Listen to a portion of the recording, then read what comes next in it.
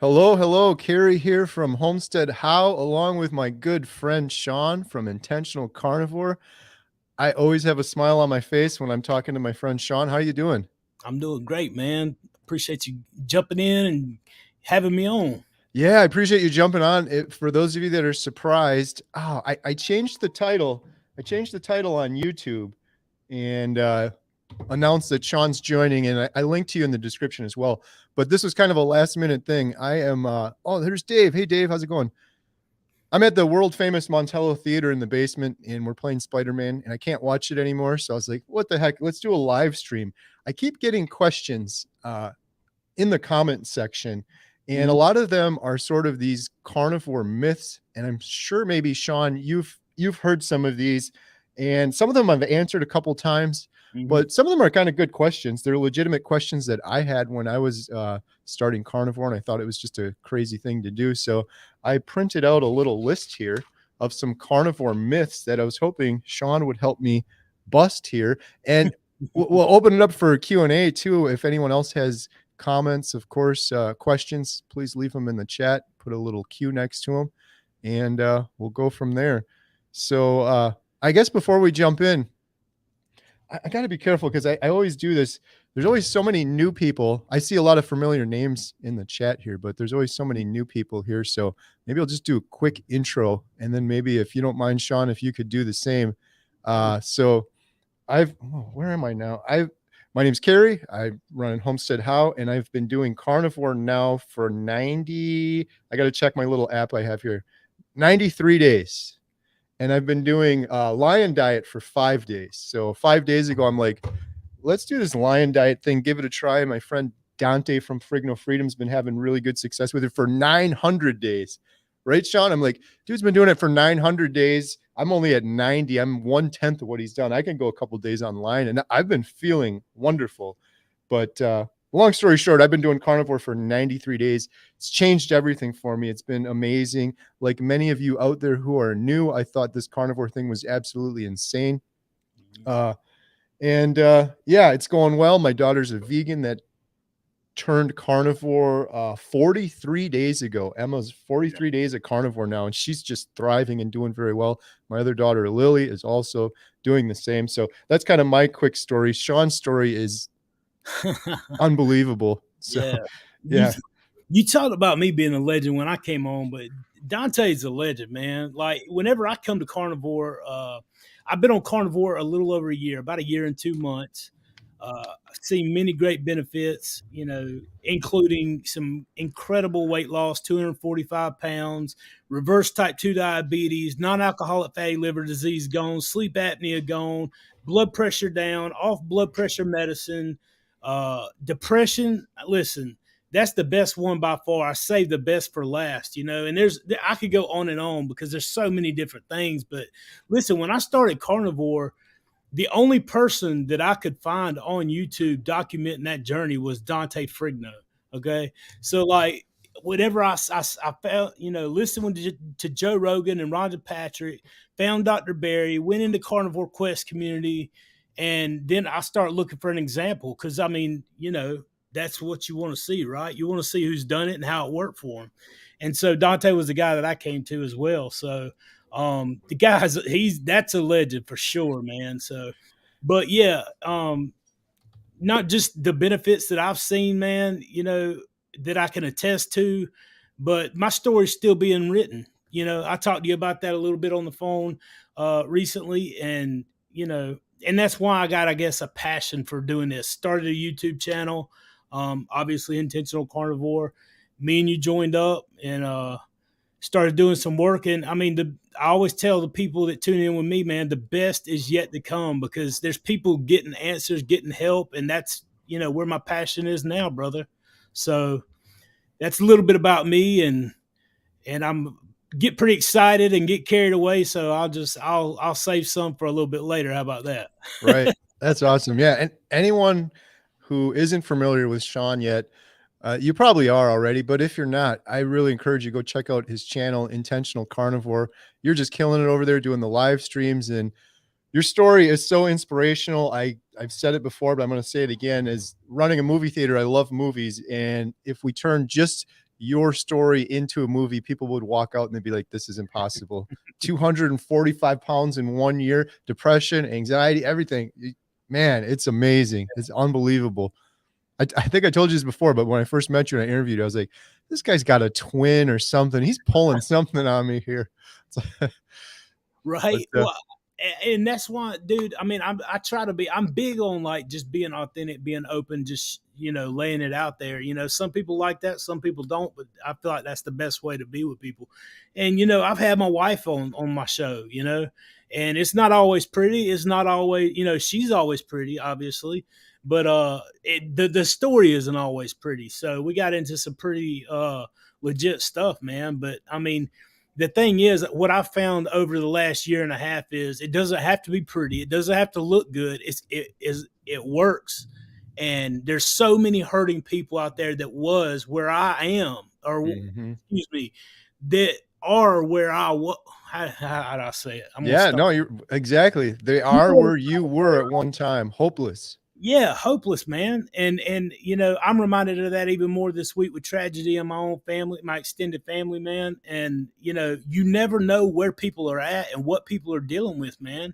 And if there's anything that I could say or do or whatever to be able to reach out to that one person that's watching, that's laying on the couch like I was a year and a half ago, lost hope, has no direction, no future, don't see a way out, has tried everything, man, I'll do it, say it, whatever it takes, man. So Likewise. Yeah, I think we share that same thing. I think you're a legend and Dante's a legend and everyone loves you guys so much is your honesty. You're putting the truth out there. And there's so many, I did that video yesterday. There's so many lies out there that we've been told over and over again, and propaganda and things that are leading us to junk food and sugar and addiction and garbage.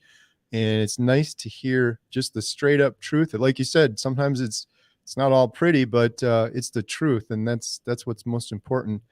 Um, yeah, I'm looking forward to chatting with you some more on this. Let's see, we got some questions here. Well, so this was we have I've been having so many comments, and Sean and I were talking earlier. It's been so inspirational. I was going to do my 130-day carnivore video, and that was going to be it. But man, these comments, it's like you were saying, Sean, there's people that are hopeless. And I got people telling me, hey, I watched your 30-day video, which was 64. I can't believe it. I can't believe that 64 days ago I did that 30-day video. I was going to be the only one, but I've had so many people say, I started when I saw your 30-day video. I get this comment over and over again. And sometimes it brings a tear to your eyes. It's just amazing some of these stories these people are saying. And I'm like, I appreciate that they're accrediting it to me, but it's like, no, you did this. We're just mhm. putting the example out there. You're the one that has to take the reins and be the captain of your own ship and decide to do it yourself. But it is just so there's nothing better in the world when you hear those stories that someone's life has been completely changed. They were suffering from depression, anxiety, they couldn't sleep, and now they're finally getting a full night's sleep and they're feeling like they're a proper human again, and they didn't even remember what it felt like to be a proper human before, and they're feeling it again. Well, So yeah, I'm gonna just keep doing these. I love the comments. The carnivore community is just amazing too. It's just so much energy and positivity and supporting each other. The yeah. only bad comments I get, I hate to hate on them, but are usually the vegan comments. But I feel for the vegans too, because I think their heart's in the right place, but they're not looking at the facts. But Yeah. um, Well, I mean, don't get distracted. I want to go back. I want to push rewind for a second because I understand exactly what you're saying because I feel the same way too. You don't want to take credit for being able to speak into somebody's life, man. But people will resonate with you, and you have that heart too. I see it. I've told you the first time I met you. I could see that through your daughter, man, because your daughter, just the whole compassion idea, and the reason why she wants to be a vegan, or at that time wanted to be a vegan. I understand that, man. And I don't try to hate on anybody for trying to be a better person and do the right thing, to themselves. I think that there can be arguments made about whether it is or not. However, the whole premise behind it is trying to just be a good person, man, and try to do better for everybody and herself. And I see that in her because of you, man. I mean, that's your legacy. And so that tells me a lot about your heart. So people resonate with you, man. They resonate with your message. They resonate with you putting those videos out. You never know the difference that your willingness to speak out, um, and reach somebody that maybe I can't reach or somebody else can't reach. So definitely don't discount that, man, because you got a huge reach and you got a great message, man, and you've experienced it as well. So I get what you're saying. I get what you know with the whole, you don't want to take credit, man, but at the same time, you're doing a great thing, and there's the best is yet to come. There's a lot, the stuff that's coming down the road is going to be even better. So, you know, definitely hold your head high with that regard as well, because I feel the same way all the time, man. So I just want to Yeah, real quick. right. Thank you, man. I appreciate that. Yeah, the best is yet to come. I'm so excited too. Well, we can talk about it later, but the carnivore diet movie, making some really good progress on that. If anyone wants to learn more, there's the website is carnivoredietmovie.com. I think I got it. Here we go. It's at the bottom of the screen right now for a little bit. Making some good progress. Really exciting there. I'm hoping we can reach a lot more people than just folks on YouTube if we can get this out on one of the big streaming networks. But still a long way to go, but making some really good progress. But what do you say? Should we jump into some of these myths? These Yeah, are let's do it. you've probably heard some of these, Sean, maybe not. And some of these are really good questions. I got to always be careful because some of them I hear over and over and over again. But there's so many people that are coming to your channel and my channel that are brand new. And I Mhm. had many of these questions when I first started. Now I've heard them so many times. I'm like, yeah, just go watch Dr. Barry's video about this or something like that. But so here's the one. This is probably the most prevalent comment I get. I would love to start carnivore diet, but it's just way too expensive. There's no way I could afford to eat steak all the time. What do you think about that one, Sean? I'll be honest with you. It all depends on you. And the reason why I say that is if you're gonna just do carnivore, like for me personally, I eat steak, ribeye every single day for the last 9 months. Um, it costs me about roughly 14 to $17 a day to eat what I eat. Now that includes ribeye steak every day, about a half stick or a little less of butter a day, and about anywhere between 6 and 8 eggs every day. And I can't eat any more because I'm absolutely full. Not because I'm trying to fast or anything like that. So, 15 to 17, $18 a day. Even we'll just round it up to be on the safe side and say $20 a day. Now, I don't know how many folks have been to your fast food restaurants or out to out to get something to eat. But even if you just look at a bag of chips, you're looking at $5 or $6, you Mm-hmm. know. And how many bags of chips can you go through? Plus, you got to eat 3 times a day. The carbs are burning up like crazy, so you got to resupply that. There's absolutely no way that you can eat for $15 to $17 a day eating the standard American diet. So that being said, if you're adding a lot of stuff on top of the meat and the carnivore diet, then yeah, it's going to cost you a whole lot more. However, if you stick to the meat, the proteins, and the fats, I mean, you could eat pretty daggone good for fairly cheap considering. It's hard to overeat fat and protein. Yep. So I mean, that's kind of where I'm at with it, man. I don't buy into it.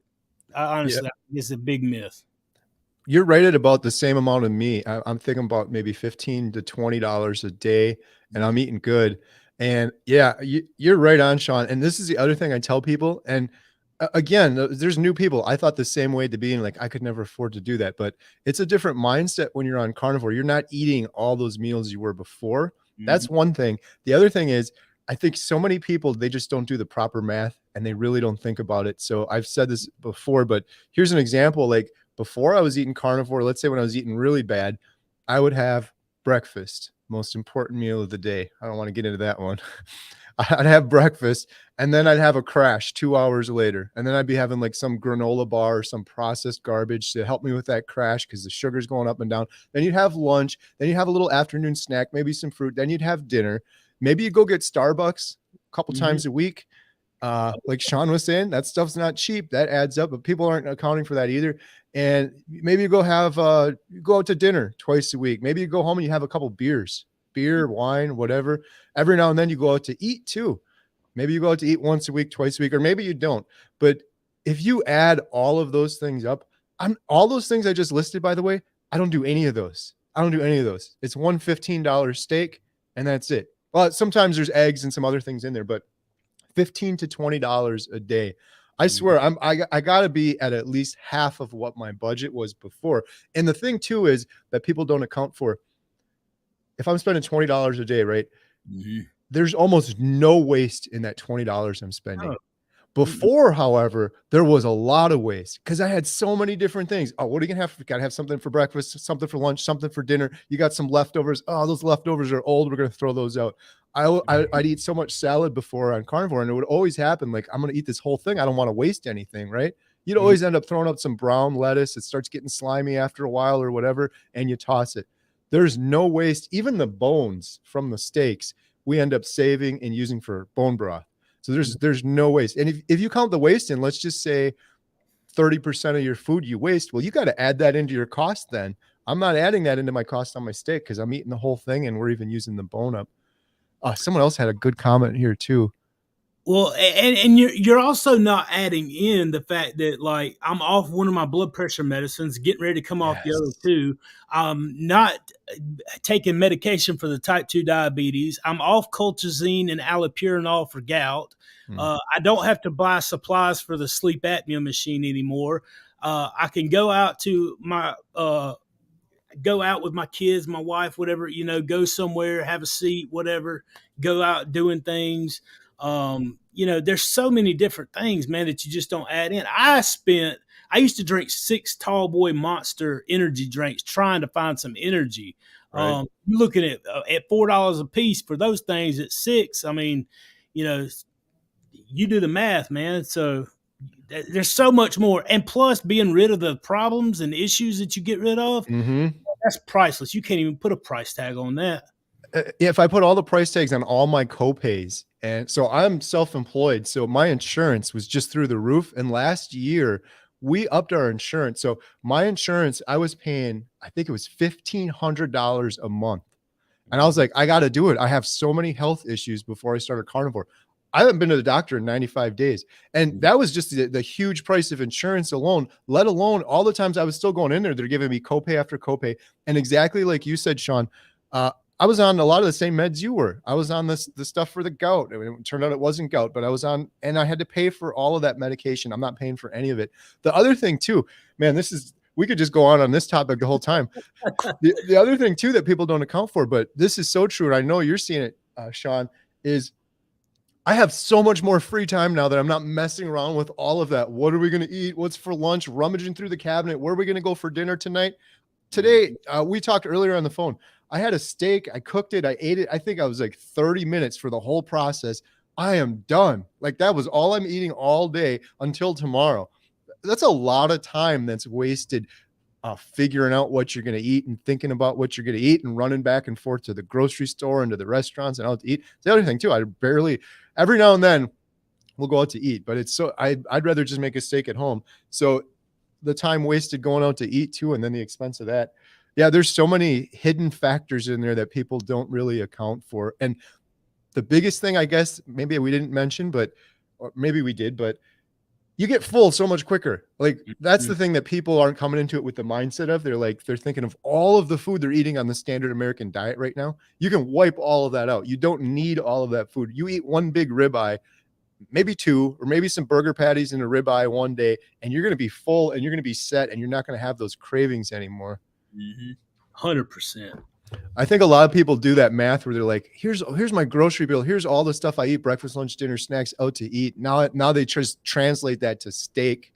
And yeah, that would seem crazy and unimaginable, but that's apples to oranges. You eat way less. And all of that being said, you eat way less, you're full, but you're eating food that's 100 times better than what you were eating before. Yeah. It's right? The proper human diet, man. I mean, the nutrients alone. Like, now, don't get me wrong. Now, I do have to mention, Dr. Berry always talks about eat what you can afford. So I know there's a lot of people out there that's struggling to get by. You know, I don't have a lot of cash to sink into it either. That's why I got to stay honest with what I'm eating. You know, I Right. can't afford to eat the standard American diet over carnivore once I started eating this way. But you don't have to buy ribeye steaks or the fillets or, you know, whatever. You can literally find stuff. You can have the chicken. Now, it may not give you the nutrient quality that you might get out of a ruminant animal, but you can do it off chicken. You can do it off of, you know, some of this other. I mean, I've heard him say, eat bologna if you have to. I Yeah. mean, you know, you do what works. Eating bologna or whatever you can afford as far as meat, you know, put it together, and you know you're going to be a lot better off than eating all the toxic garbage that's just feeding sickness and, you know, everything into your life. You know, so Sure. I mean, it doesn't have to be ribeye steaks. It can be all kinds of things, man, and it's Yep. definitely affordable. So that's 100% a myth.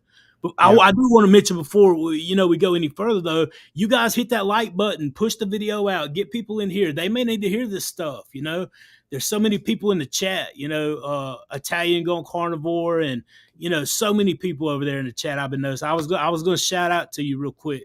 Love you guys. I'm glad y'all made it tonight, and we appreciate y'all. But hit that like button and push it out for Carrie and myself. Maybe we can reach that person that needs to hear it the most. Right. Absolutely. Yeah, it's funny you mentioned that. Dr. Barry put a video out today. I just caught it before coming over to the theater, and it was on that very topic. Exactly what you said, Sean. Oh yeah. Yeah, he was talking about processed meats and bologna and everything, and he's like, "It's 100 times better than what you would have been eating otherwise. Eat Mm, what you can afford," was his advice. I'm like, every time he does a video, I'm like, "Yeah, man, this guy just makes so much sense." And then at the end, it's like, that's just common sense, but yeah, it makes so much sense. mm-hmm. Um, yeah, good stuff. So that was one of them. It's too expensive. One last thing on that. The other thing, beef, butter, bacon, eggs. We talk about that all the time, but Mm-hmm. that's lower price stuff, and that is delicious. Emma and I did that video where we did our BBBE bowl. We made up ground beef with a little bit of butter on it to crisp it up, Mm-hmm. and then we just had eggs and bacon. And you could even skip the bacon. And I don't really like ground beef just by itself, but in that mixture, it's delicious, it's nutritious, it's inexpensive. Mm-hmm. And Emma and I, that has been our go-to over the last 50 or so days. She's been on carnivore. We have that one quite often, very inexpensive, and Mm-hmm. it definitely fills you up. Well, All it's right. you Yep. can make an egg over easy, man. Like I don't like just eating ground beef, putting it in a bowl and just scooping it out with no, you know, sauce, no spice, no nothing. Do you an egg over easy, man? Leave that yolk in the middle, a little runny. Put your ground beef in a bowl, put that egg over the top, and break that thing right on top of the beef, man. It's like, oh man, Mm-hmm. come on now. Every time I do something like that, my body, my brain is just like, you finally figured it out after 42 years. This is what I wanted the whole time. All that other junk you've been putting in me. I joke about it, but it really does feel like that sometimes. I get an Mhm. energy boost afterwards. I'm like, this is just what I needed. I feel great afterwards. I was missing that fat and cholesterol uh, in my diet for sure before. Yeah. All right, here's another one we got. I get this one a lot as well. Every day I get this comment over and over again. You I'm not going to do carnivore because you're not going to get fiber. You're not going to have proper digestion. You're going to have problems with the old number 2. What do you think on that one, Sean? Oh man, I've heard that too. Between that and the ones that just can't get the whole constipation thing. See, here's the thing. You know, personally, here's where I'm at with that. If you use the material that you putting in for what it's intended for to run our bodies, the fuel for the system to run it, then you're not going to be eliminating a lot of stuff, right? So that's why you're not going to the bathroom as much. There are some workarounds, and there are some people. My wife, for example, came to carnivore because she had issues, you know, bowel issues, and she always has. But she can even get on and testify that, you know, it has completely changed the whole process for her. You know, and where she used to have issues, she doesn't have those issues anymore. Fiber, man, your body can't do anything with fiber. Everybody, you know, believes that fiber is going to be the thing that makes you go. Your body's trying to reject that stuff. That's why people thinks it works. So, man, eat the carnivore diet. If you having trouble going to the bathroom after a little while, check your fat and your magnesium levels. Those two things. If you add enough fat, even now after a year and 2 months, man, if I have an issue and think I need to go to the bathroom, go spend some time in the restroom. If I add enough butter to what I'm eating or enough ghee or animal fat to it, I can assure you I know it because I'm gonna be right on in there. Right. Yeah. Yeah. You?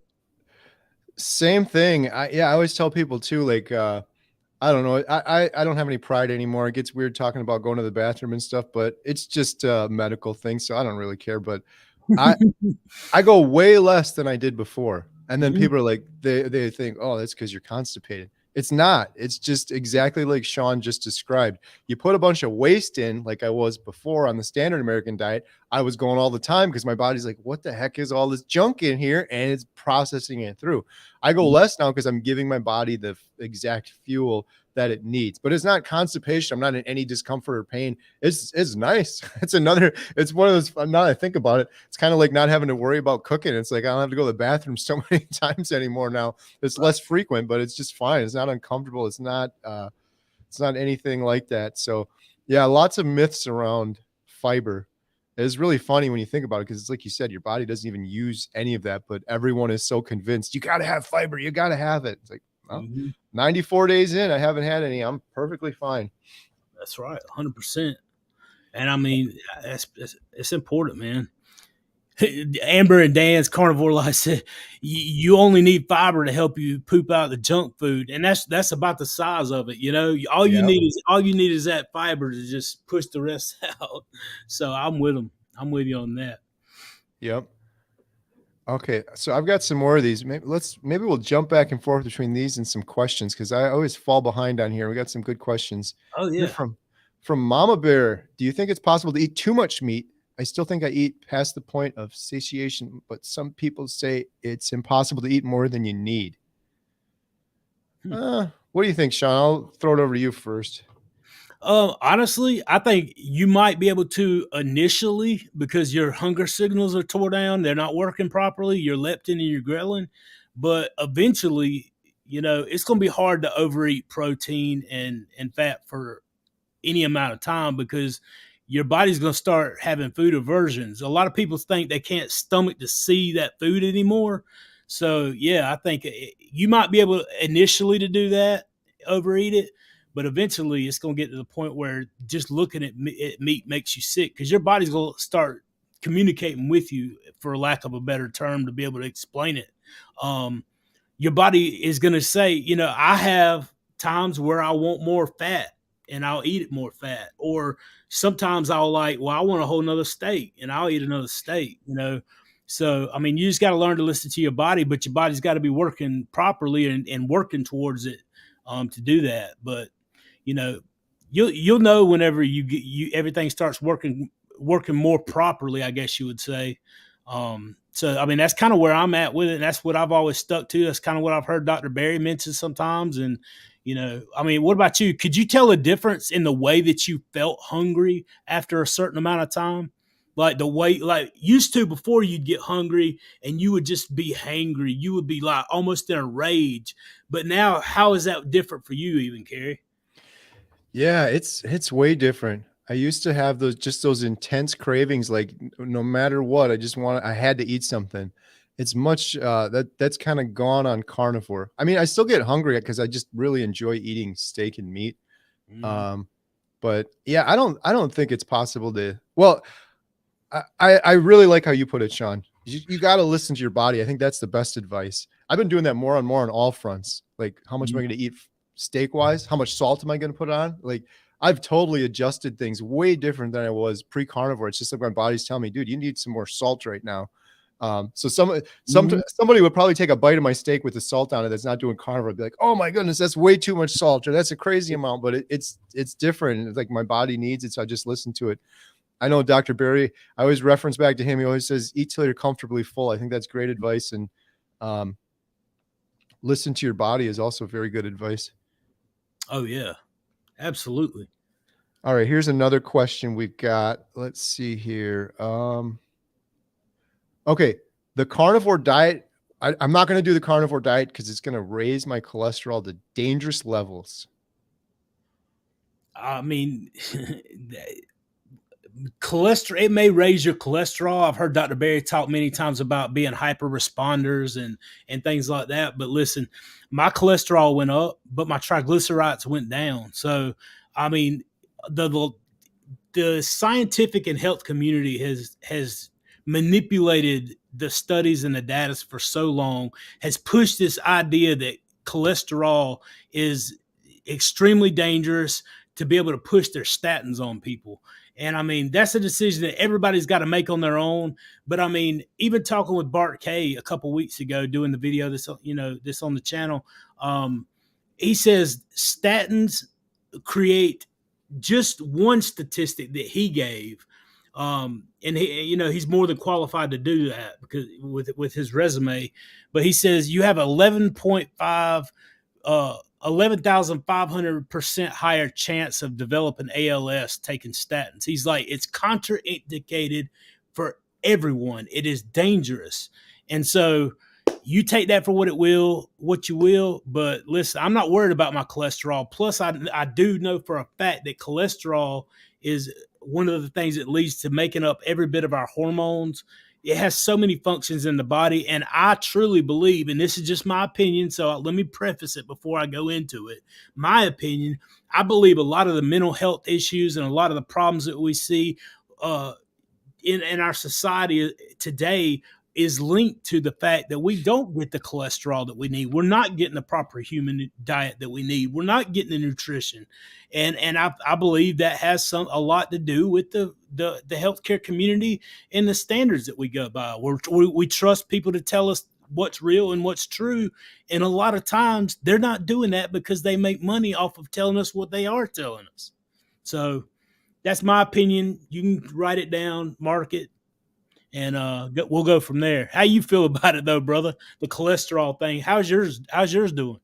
So I haven't tested mine yet. I was ready to go test it, and I am going to test it, and I'm gonna do a video about it. But I started going down a rabbit hole. My mom's been doing carnivore with me, and she went and got it tested, and some of her numbers were a little scary. Mhm. However, I then learned from some pretty smart doctors online. They basically suggest if you're doing carnivore, you need to give it at least 6 months before testing to get an accurate test. I, I gotta find it. I'll leave a link to it. So one guy was even saying like you could test it like on month 2 on carnivore, and then you could go the next day and the next day and the next day and get 3 drastically different results because your Mhm. body is still adapting and your hormones are still changing and your weight's still fluctuating and you're not in that homeostasis. So I'm gonna wait till 6 months to do mine and see. But again, I'm not a doctor either. So just like Sean's little disclosure there, but I totally believe what you say. And Sean, when we spoke earlier, you mentioned this to me because I had said one of the best things that's been happening to me on carnivore is my sleep has been improved. Mhm. And I thought that was helping with my depression, but you pointed out, and I've since done more research, just keep going down. There's so much information online. I think I watched a couple of Dr. Kilt's videos. Um, but I truly believe you're right on with that one. That I think, Dr. Berry did this video about magnesium deficiency. Mhm. And this is kind of a side note, but it was really interesting to me. It was something like 65% of people, it was in the 60s, are deficient in magnesium. And it used to Mhm. be in the water and it used to be in the food. And so a lot of, I've actually been taking magnesium since I watched that video and it seems to help me. That's a side story. I almost believe that cholesterol, we're probably in the same boat as that. It's Mhm. been demonized so much for so long, myself included. I have a irregular heartbeat and heart condition. So like prior to carnivore too, I was like, oh man, I gotta be careful with that cholesterol stuff. And then you look around and you're like, how many men are out there getting like testosterone replacement therapy?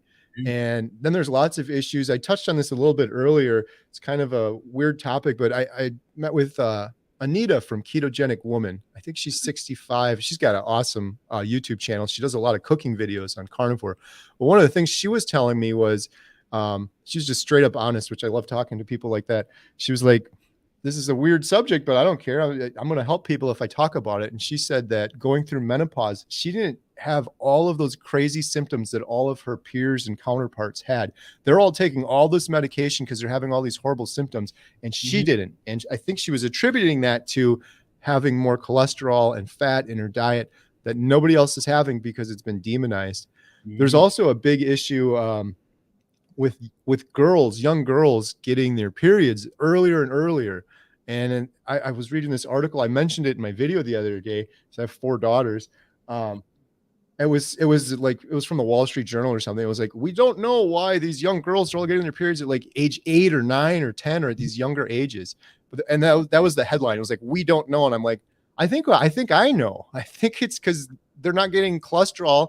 And it's just like you said, Sean, you don't get cholesterol, your hormones go completely out of whack. And then you have all of these downstream issues like depression, anxiety. It messes with your sleep. It messes with absolutely everything. I wish there was some more research into that so we could have like the magnesium example I gave earlier, 65%. Wouldn't it be awesome to know how many people are deficient in that? Because I mean, that's been one of the big changes on carnivore. I'm getting way more cholesterol. I'm eating fatty meat and I'm eating stuff that I was told not to eat. And I feel the opposite of everything they told me. I feel a million times better now. So Oh yeah, I absolutely wish the scientific and healthcare community would get honest with the world. I wish they would stop pushing all this junk that they push on the people and do some real studying and some real truth reporting, and stop with all the junk they try to push out on people that is clearly and evidently false based on the testimony of thousands of people. And that's why I urge everybody always, if you've experienced something, put it in the comments, say it in the replies below, give your testimony, tell people what's worked for you and what hasn't, because eventually it's going to overwhelm the system and they're not going to be able to push that lie anymore. They're not going to be able to deceive people with the statins, with the cholesterol issue, with the, well, as over time we evolve, and then start having, girls are going to start having their periods whenever they're 6 years old. No, that's not how it works, man. There's a reason for it, and the truth has got to come out, just like with so many issues. I caught a little bit of slack over my cancer video that I made, but the truth is, look at Dr. Chafee and some of the work that him and Dr. Seafried and all the they're doing with cancer research and trying to get into practice. Cancer feeds off of glucose. It feeds off the sugar.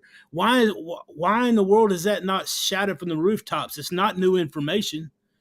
Type 2 diabetes can be reversed. Why is the American Diabetes Association not got that plastered all over the front of their website and pushing it on anybody who has type 2 diabetes, recommending those things? Because they don't want the truth, and the right, truth will come out eventually. right, yeah, Sorry, and I get why? fired up, dude. That fires me up. Right. Me too. Because here's the other thing. Why are cancers all going through the roof, just like diabetes and obesity and depression, anxiety, and all these issues, especially when you consider and really think about all the money that's gone into cancer research over the years? Like, shouldn't we be getting better? Cancer aside, on all these other things too, shouldn't we get better on this and that and diabetes and heart disease and all these things? And they're all just, you look at the sugar and junk food consumption and then you look at the rates of those issues and they just follow the same thing. They're all just skyrocketing together. It just doesn't, well, it makes sense. It makes sense now that I know, but it just, Mhm. yeah, it's very frustrating. Oh, absolutely. All It right, is. here we got a question from Aunt Bling's Grateful Life. I love a lot of these names on here. These are always entertaining. I do Did too. either of you struggle with eating at home versus going out all the time to restaurants? I still struggle since I'm not a big cook, but I'm getting better. Yeah, go for it, man. So, a little bit. I went out to eat way too much prior to this. I have gone out to eat a couple times. You guys might have seen the video I did with my daughter Emma, who is a vegan. She turned carnivore, and as a reward, we did this. I don't know, not once in a lifetime, but very rare. I took her to a very expensive steak restaurant because I'm like, this poor kid, she's been eating cauliflower every night. She hasn't had a good meal or steak. Plus, I just thought, if I'm being perfectly honest, I'm like, this will just be a cool, entertaining YouTube video to share too. And Mhm. a lot of my motivation for YouTube is, well, this is going to be cool. A lot of people are going to watch it. that's good because then I'm doing something right. But also, it's fun capturing these memories with my children as they're getting older and older. I was saying that to Carnivore Kip yesterday when we were talking. I'm like, I'm so glad I didn't quit YouTube because, uh, God willing, if I live to be an old man, I'll be able to look back at 90 years old, all lonely. I can pull up the YouTube videos or something and see these memories of fun times with my kids. But Yeah. uh, Praise the Lord. I Emma and I actually went out to a steak place about a week ago, and Dr. Barry, everyone, they're like, you gotta be very diligent if you do that. And I basically told them, and I don't even know, I try to always be honest. I don't even think this is a lie, but I'm like, I'm allergic to oil because I know if they put oil or anything weird on that steak, it's gonna mess me up. How is that different from an allergy? I'll probably literally have a breakout, like a skin rash or something. Like it's gonna really mess me up.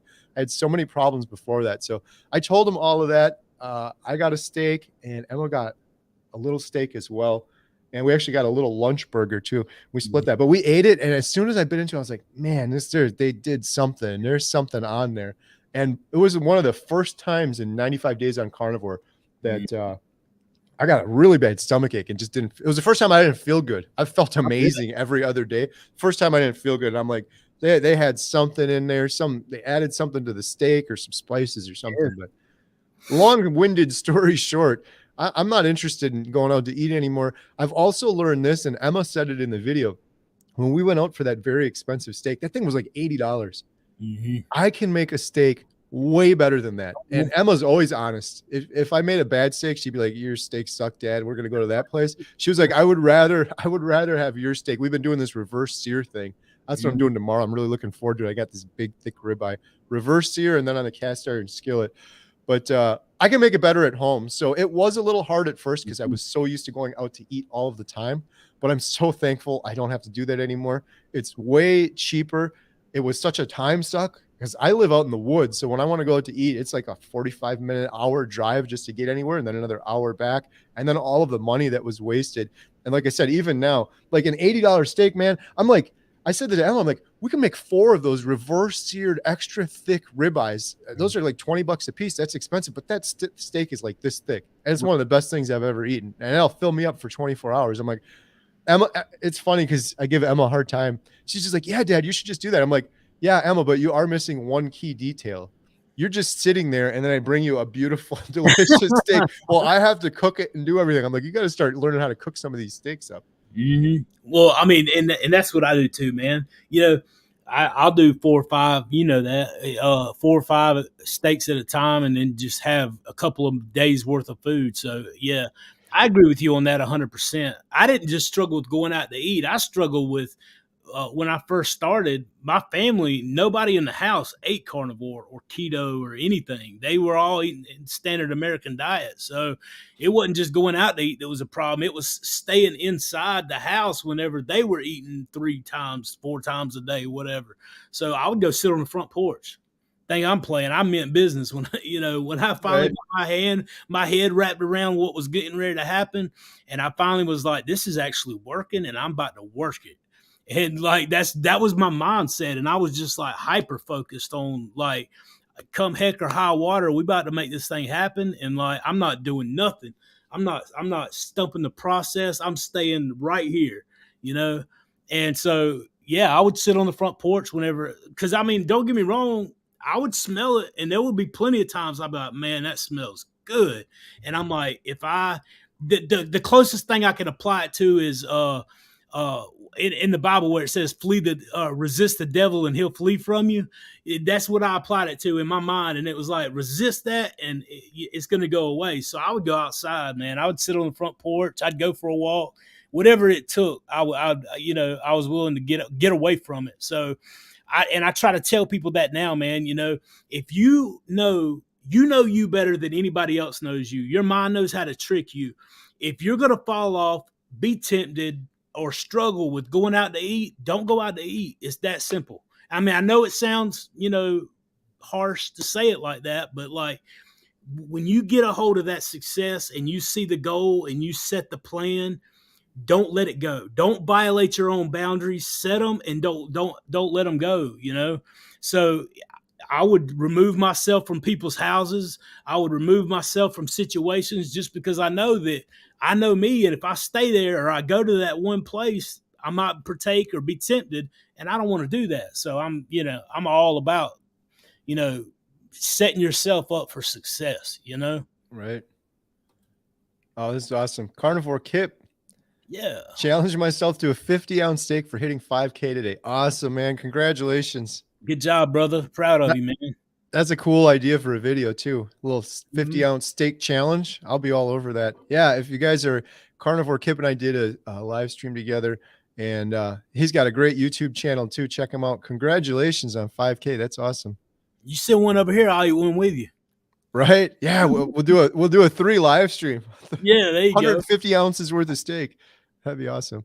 I Yeah. was saying, I don't know if you've seen this, Sean. I mentioned this to Kip. That movie, I'm always making the movie references, but The Great Outdoors. Have you seen that one with John Candy? It's an older one, but Oh man. Uh I was thinking Uncle Buck last oh night. yeah, that's another good one with John Candy. Uncle Buck. Yeah, I don't. I probably have seen The Great Outdoors, man, but I can't remember. I'll tell you what. The next YouTube, this is my YouTube thing now. Is I keep pulling in clips. I got to pull in a clip from that movie. It was with John Candy and Dan Aykroyd, Yeah, and just yeah, okay. there's a scene in it where they go to a restaurant and it's like a steak challenge. Like if you eat this huge steak, you get it for I free. remember. Yeah, it was funny, man. It was a good one. I was mentioning that to Carnivore Kip. I'm like, yeah, you got to do a YouTube video of that style. That'd be fun. He was all sweating and like he was giving it a hard time, man. He got to the end and it was just a bunch of like grizzle and bone and stuff left. And they're like, you ain't done yet. You got to eat all of that. That was pretty funny. Right? It's All funny right. when you start craving that stuff once you get on carnivore. You be gnawing on the bone. Exactly. Yeah. That's another thing people don't realize. Me too. Because when I started carnivore, I used to hate the texture, like that rubbery fat sort of taste. Now I'm looking for it. I'm craving it. I mean, there's sometimes you get a big bite and it's too much, but it's like, again, listen to your body. My body's telling me you need more of that. And one good thing I've been doing too is if I get a little bit too much on a steak or a ribeye or something, Mm-hmm. I'll throw it in the air fryer for a little bit. Oh, that is so Yeah. good. Well, Change the texture a little bit. everybody in the chat probably talking junk. I tell you this right now. I've been trying to keep up with it a little bit, but I haven't. It's going by so fast. There's so many. Don't act like y'all don't lick the plate too. Am I the only one? Like if you got that butter and salt melting off a little bit of that steak juice down in the plate and you get done, like I promise you, dude, my neighbors probably think I'm crazy because I'll be out there eating, sitting on the porch or whatever. I get done, I'll lick the plate like a puppy. I don't even care. I don't care if the neighbor's looking, who's looking. My wife's like laughing at me. You know, I'm like, what? Don't hate. You can have some of this butter if you want to. You know what you're licking on there too? This is what me and Emma call it. That's the carnivore sauce. So Mhm. we'll do the reverse sear, and then I'll put ghee in the cast iron skillet. When I start the steak, I'll put the fat side down, like render that steak, that beef fat in there, and then I'll add some butter at the end. And that little mixture you're talking about, that Mm. I said to Emma, I'm like, man, if we could just somehow package this up and sell it, we would be set. That's the best. It's so good it's like everything you need too. And that Well, definitely makes a steak taste takes it to the next level. somebody else was asking about sauces or something that you can use to. I mean, why not? There's perfect sauces. If you need a sauce to dip your stuff in, use the runny eggs, use the butter and the stuff that comes off the steak, use the bacon grease, use the tallow, use the ghee, use all that stuff, man. I mean, that's perfect. I mean, Yep. sometimes, if you're not paying attention, you let the steak go, it gets a little too done, which by too done, I mean anything past medium is too done, you know? So you dip it down in there and slop it up. You got you a perfect sauce. Yep. Our friend Carnivore Ron is on here. Yeah, And carnivore ramen. thank you, Carnivore Ron. You're always leaving great comments. I remember Carnivore Ron telling me, I think you were saying, maybe leave a comment if you could, Ron. He was saying when he cooks a steak in the air fryer, you got that little thing on the bottom of the air fryer to catch all the juices. And he's like, that's my condiment. That's my sauce on the end. I'm like, yeah, that's Carnivore perfect. ramen. I guarantee you he's probably mad at me right now. I love you, brother. I appreciate the time you spent with me. You did an interview with Carnivore Ron on your show, Yep. And really, I was watching that. I just stumbled across it whenever me and you first met. And so I talked to him because I got a plan. So I did an interview with him. I have the video. I've been editing it and been so crazy trying to get everything together. And the last couple of weeks, I just been absolutely pulled in every direction. And dude, I am getting that video out. I can assure you it will be coming out. I haven't forgot about you. I love you. Everybody go check out Carnivore Ron. I was gonna say, in the meantime, Yeah. Carnivore Ron started his own YouTube channel. He's putting out some really good content, and he was just telling me yesterday or the day before that he's actually being interviewed on the news, which is Yeah. awesome. Carnivore Ron, I, th- I I think you got, said you're 72 years old, doing carnivore for 5 years now, yeah, man, just Ron, running circles around his peers at the gym, just killing it. And really, really good YouTube channel too. So go check him out, Carnivore Ron. and look for the video because it will be coming out as soon as I can get it done and get my end of the deal out there. So Everyone go to Sean's channel and leave him some comments. Where's that Carnivore Ron video you told us about? that one in the egg video, those are the two that I have on the top of my list to get done that people have been asking about. That's another incentive. You got to go subscribe to Intentional Carnivore. Make sure you don't miss the Carnivore Ron video because I know it's going to be a good one. Oh, Here's a yeah. question from John G. He's always leaving great questions too. Don't you think that feeling so much better and healthier eating this way outweighs a single marker like LDL or total cholesterol? 100%. 100%. I agree.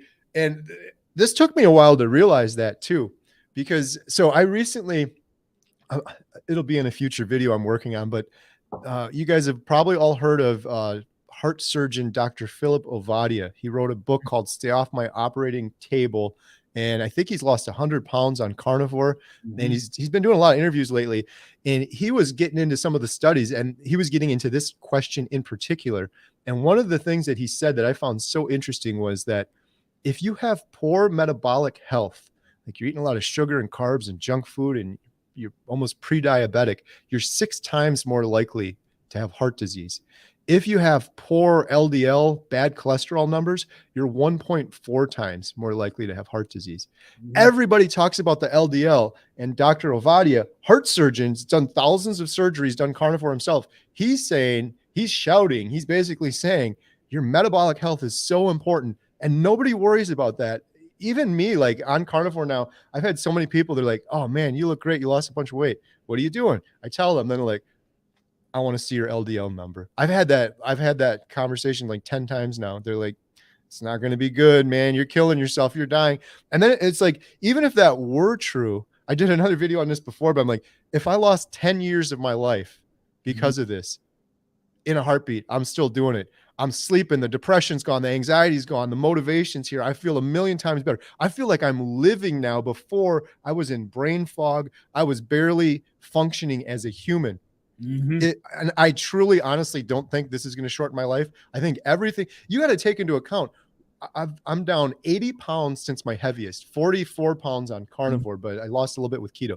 But I'm down 80 pounds. I'm sleeping all night, which I wasn't before. I was waking up hundreds of times a night with sleep apnea, heart issues, IBS, all of these things. And nobody is just like, oh, just throw all those in the trash. We're only going to look at this LDL. Yeah, I get fired up talking about that one too. But even if I'm wrong and it kills me 10 years earlier, take it. I'll take that deal in a second. Hey, I'll go a step further than that. I would trade my weight loss. As the depression being better is worth the high cholesterol, even if I didn't lose the weight too.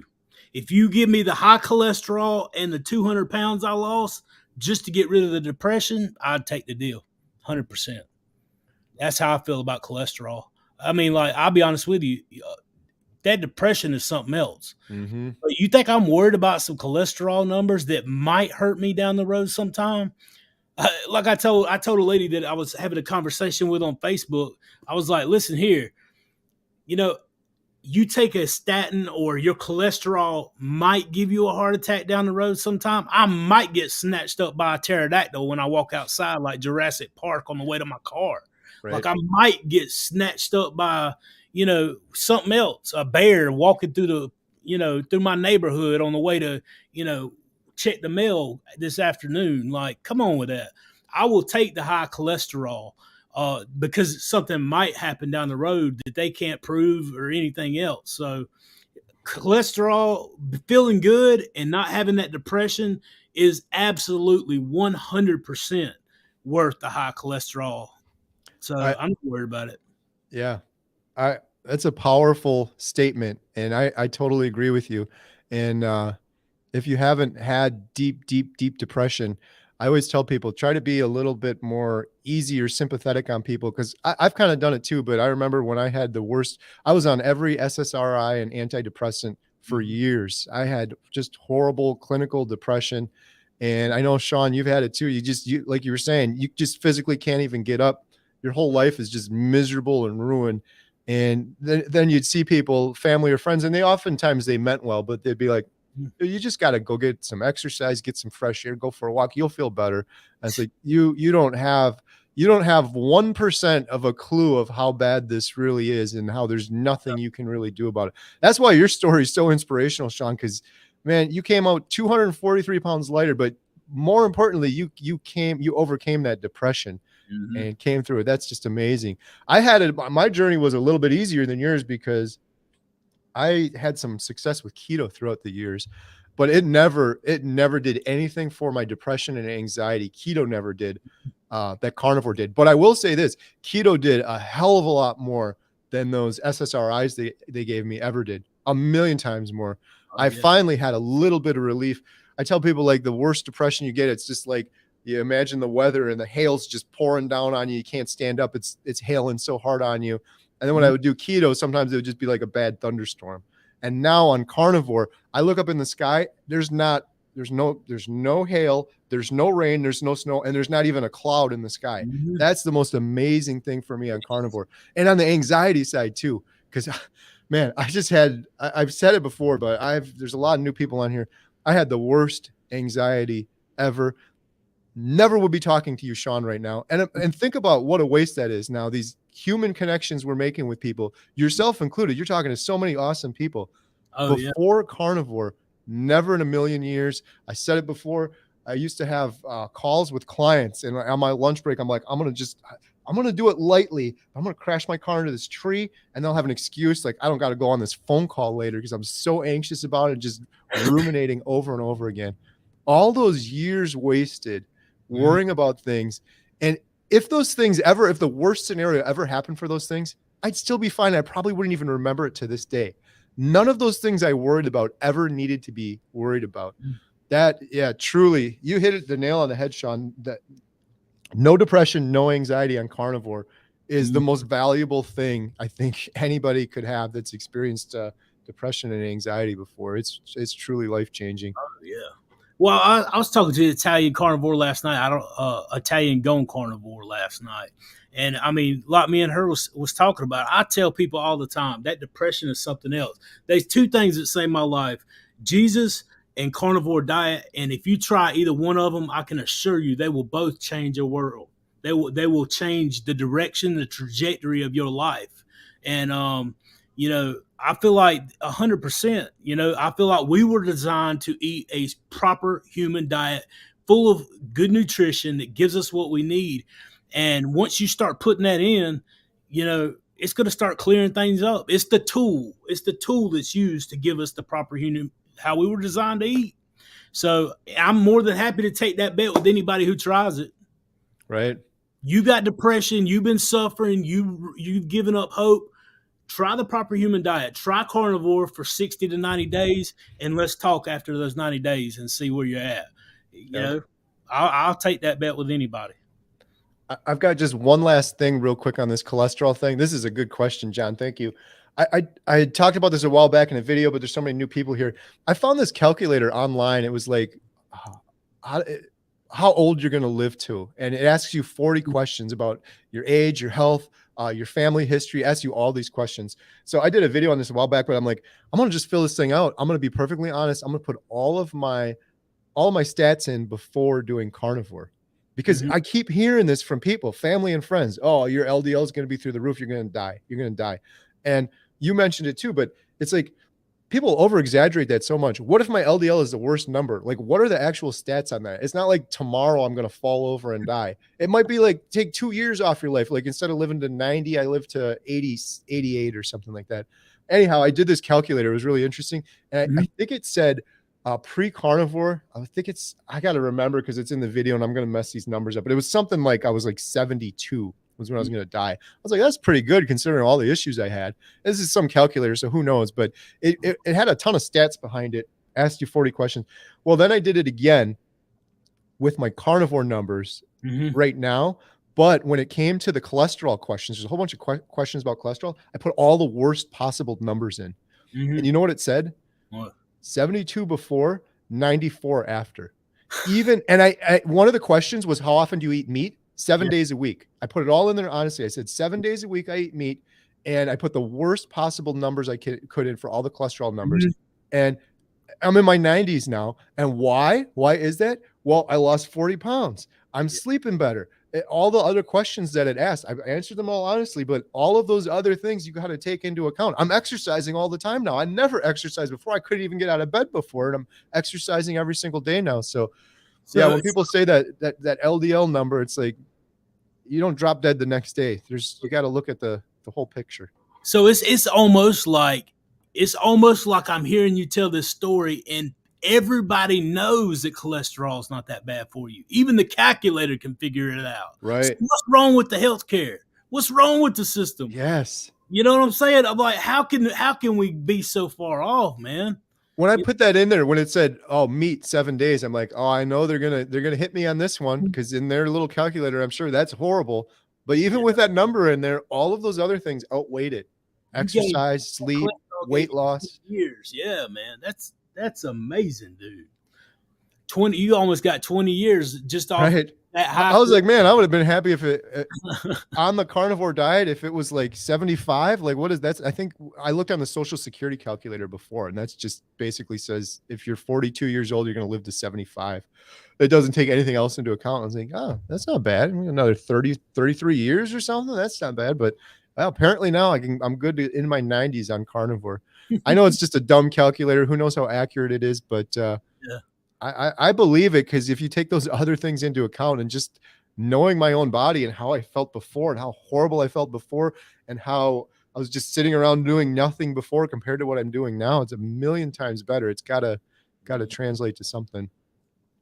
Thrifty reseller question. Homestead, how are your other two triplets interested in carnivore? Yes. I'm always cautious with that because I don't want to put pressure on anybody. Emma, for example, I've said this before, but I never pressured her into quitting being a vegan and doing carnivore. I did pressure her, like, you can't keep eating this way. You need to get more protein and things like that. But my other daughter, Alyssa, she's actually on carnivore right now. I kind of didn't want to say that because I don't want to put any pressure on her, but she's not going to watch this. So she's been doing it for a couple days with myself and Emma and my other daughter, Lily. And then my daughter, Katie, who's manning the concession stand at our movie theater right now above me. She actually a couple of weeks ago, she's like, I'm going to try this carnivore thing. And I'm not, this isn't no insult to her or anything, but she did it for one day and she's like, no, I can't do it. And to credit her, I give her big credit because she, for about a year now, she was somewhat overweight. She's lost almost all of that weight for like a year, and she's been counting calories and she's been eating pretty darn clean, not carnivore clean, but she doesn't seem to have a lot of the things, everybody's different. She doesn't seem to have a lot of the issues I have. Like before this, I was mainly eating salad and greens and I had inflammation all over my body and sleep issues and everything. She seems fine with some of those things. Maybe it's because she's younger. I don't know, but she's seeing the example her sisters are setting, and she has it as an option. So there's always that. But what about you, Sean? What about your kids? Any interests? My daughter's tried it. We've been trying to get her on a more healthy, my kids, that's one of my biggest things, man. I regret so much not knowing about this earlier in my life and starting them out on it, eating the proper human diet. You're not addicted and you're not struggling with a lot of the stuff if you don't know, if you're not subjected to it. And now the addiction's kind of taking root in them. They like the popcorn. I can say this, there's a 2-liter soda that's been sitting over there in the floor beside the TV for probably 2.5, 3 months now. Nobody in my house drinks sodas anymore, like zero. So it's everything's moving in the right direction. My son has come around to wanting to. He's 15 and in high school and wanting to work out and take care of his body, and he's gotten to where he walks more, and he's coming around to it. My daughter's tried it. She does a lot more keto than carnivore per se. She will still take salads to school, stuff like that, and I am happy. I'm happy that she does. Do I want her to do BBE like me? Absolutely. I feel like it would help her a lot. I'm happy that she eats a keto-ish style because it's a lot better than what she's eating on would be eating on the standard American diet. So yes, absolutely. Right. Things are turning around. It's good baby steps, and it's good too because now your kids and my kids too, they have this tool. Like if God forbid they ever end up hopeless like you and I were, they'll at least know, hey, there's a solution that worked for dad. Yep. Something, there's an option. um the other thing I was going to say was, could you imagine, Sean, if the next generation of kids all ate this way? What a Dude. world we would live in. I think about that. I echo your sentiments exactly. I wish I would have found this a long time ago. Big regret, like for my children, if they would have eaten this way the whole time, Mhm. or even like your kids are just eating closer to it, Mhm. salads and stuff like that. And I cut out the sugar. But I heard Jordan Peterson's daughter, Michaela Peterson. She's a famous carnivore for many years. She was talking about her kids and how they're pretty much carnivore, ketovore. They don't eat Mhm. all that other stuff. And she was like, I'm not bragging, but honestly, my kids are way different than all of the other kids I see, where they have the terrible twos and they have the temper tantrums. She's like, my children don't ever do that. And I'm not bragging. I just honestly think it's the diet. And then when you think about it, it's like that another common sense thing that makes sense. Like if you're giving children sugar Mhm. and processed garbage, which lights up their brain like a hard drug, and they're bouncing off the walls and they're not getting sleep at night because of it, Mhm. you're gonna have the terrible twos and you're gonna have the temper tantrums. So Look yeah, at that. Oh, I'm sorry. no, go ahead. And look at Dr. Barry and Nisha's son and daughter, like Bonnie and I almost said Beckett. Like, but he's to what 2, 3 years old, and he was already going to school. He's already taking class, learning stuff. Like you, he'll jump up in their laps a lot of time during the interviews and start chatting away and talking. I mean, it's not like what you see with a lot of other kids. He's not running around in the front yard. I mean, he's having fun. He's cutting up, but it's Yep. not like this like he's suffering from not getting the nutrition. I mean, I wish I had known back then so I could start my kids off like that. The health and the stuff that they do their body, it dramatically different. I mean, even Bart K during our interview the other week, he said, "Listen, we are very good at destroying our own bodies. If we would give ourselves the proper human diet." Even the scientists and stuff that put numbers out, statistics now say that we should be living to be 130 years old, but we don't because we put toxic chemicals into our body for 30 and 40 years. And then finally you come to this way of eating and look what you can do with it when you finally start giving it to yourself. You know, Right. makes a big difference, man. For sure. Yeah, I was watching a Dr. Barry Nisha video and I was just thinking, I'm so happy for their children. It's interesting because I had a similar experience a while back.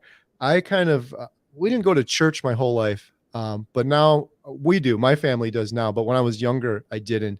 And we've got some friends at church. In fact, they're the farmers that we get all our grass fed beef from. They're our neighbors. And so I watched this man get married to his wife and then watch them get their kids. And this whole time we're going to church with them. And I said that to my wife. I was like, man, I wish we started our kids out, because we started going to church, I think, when they were like 8. We go all the time now. But I'm like, man, those kids, they're bringing them up in the church and they're bringing them up in the church school as well, right from the beginning, kind of like Dr. Barry's kids are starting eating properly right from the beginning. Imagine if we had both of those now: carnivore Dude, diet, church from the beginning, proper school. man, That'd be something. you didn't have that problem I had. I had a drug problem when I was a kid, right? I had that Yeah. drug problem. My mama drugged me to church every Sunday, every Wednesday, every Sunday night. If they Right? revival services during the week. I got drugged to church then too.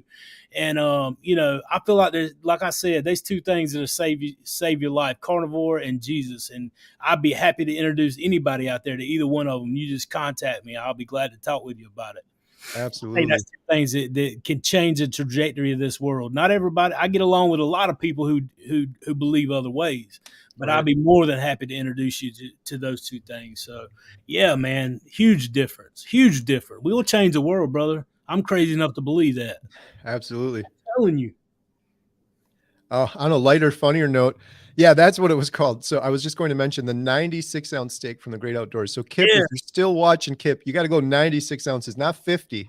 That's yeah. child's play. That would be a hilarious video. Like, hey, Carnivore Kip remaking the Great Outdoors scene with the 96-ounce steak. That would be awesome. I know, Kip, you got a big enough smoker. You could handle smoking up a 96-ouncer, and that'd be no problem. I thought we was pals. You think Carnivore Kip Barbecue and Cast Iron would invite his buddies out to have a big 96-ounce steak every once in a while. Show us what he can do with that smoker. Are you guys close to each other? I'm not sure where you're located No, in he's reference to in each other. Alabama. Okay, I'm in the backwoods of South Carolina. right. I'm in sticks.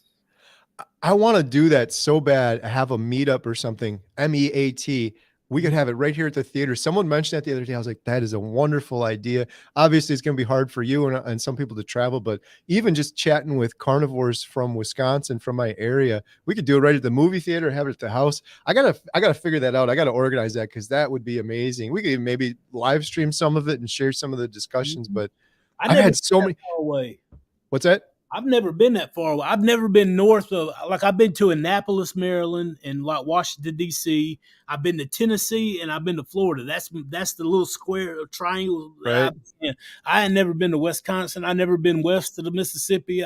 We got to I I'm stuck right here got at to the get bottom. you up here, get you and the whole family up here. You'd like it too because we're about a half an hour from Wisconsin Dells. I don't know if you've heard of that or not. It's a famous tourist attraction. It's the water park capital of the world, and there's lots of really cool stuff there. So that's like a half an hour away from us. But Oh yeah. yeah, man, that'd be a lot of fun. Have a big meetup here sometime. When the movie goes live, man. Yes, When the that's the movie goes plan. That's live. the plan. Oh, I'm glad you mentioned that. I don't want to spend too much time on that, but just real quick because there's new people here. What Sean was mentioning, the carnivore diet movie. That's my one of my missions in life. It's family first, this movie theater that I'm running, and then the carnivore diet movie. God and family first, movie theater, carnivore diet movie, and I'm putting everything into this. So the goal is to make a documentary movie that's Mhm. 100% honest, that's about the carnivore diet. And I know there's been some other series and things out there like that, and I'm love seeing those. The more, the better. I hope there's 100 carnivore diet documentaries, but I haven't seen one like this yet that follows real people for 1 year, and not just obese people. To Sean's point, it's more important, like depression and these other things. There's a lot of people that are overweight that need that too, but of course we'll cover obesity. But I want to follow a real person for 1 year that has mental health issues, depression, anxiety, IBS, diabetes, all of the main things that so many people are suffering with. And one of the other ones that I think is really interesting, Sean, is Mhm. we got Carnivore Kip on here, aging, because everybody can relate to that. Who watching this it doesn't have some fear or thoughts or trepidation about getting old and aging, Mhm. and you're getting weaker and you got arthritis and you got inflammation and you can't walk anymore and everything's slowing down. People get scared of that. And I've talked to so many folks like Carnivore Ron, Anita from Ketogenic Woman, and Mhm. I'm no joke. The most comments I get are from people. I get it every single day. They're 65, 70, 75, even 80 years old, thriving on carnivore diet. It Mhm. blows my mind. It's unbelievable. I can't, like, Sean, could you imagine you're 80 years old and you're like, I've eaten the standard American diet for 80 years now. I'm going to just switch and do this crazy meat thing. I have so much respect for these people. They're like taking control and they're like, forget it. I feel miserable. I feel horrible. I'm going to do it. But everything I hear it over and over again. And like Dr. Jordan Peterson said, it's anecdotal when it's one person, but when you hear the same thing over and over and over again, it becomes a hypothesis. It becomes something you need to look into deeper. And I keep hearing from Carnivore Ron and other people, 60s, 70s, and 80s, they are thriving. They're doing running circles around their counterparts. And they're telling me what they're basically telling me is, yes, getting old is hard, but it doesn't have to be as hard as it is. And the main reason that so many people are suffering when they get older is because of their nutrition. they're inflamed, they have arthritis, and they have all of these issues because their food they're eating or the food they're not eating, maybe not getting enough cholesterol. And yeah, so that's one. I'm going off on a tangent here, but that's one exciting new part of the documentary that I'm really looking forward to having a whole section just dedicated to aging and getting older.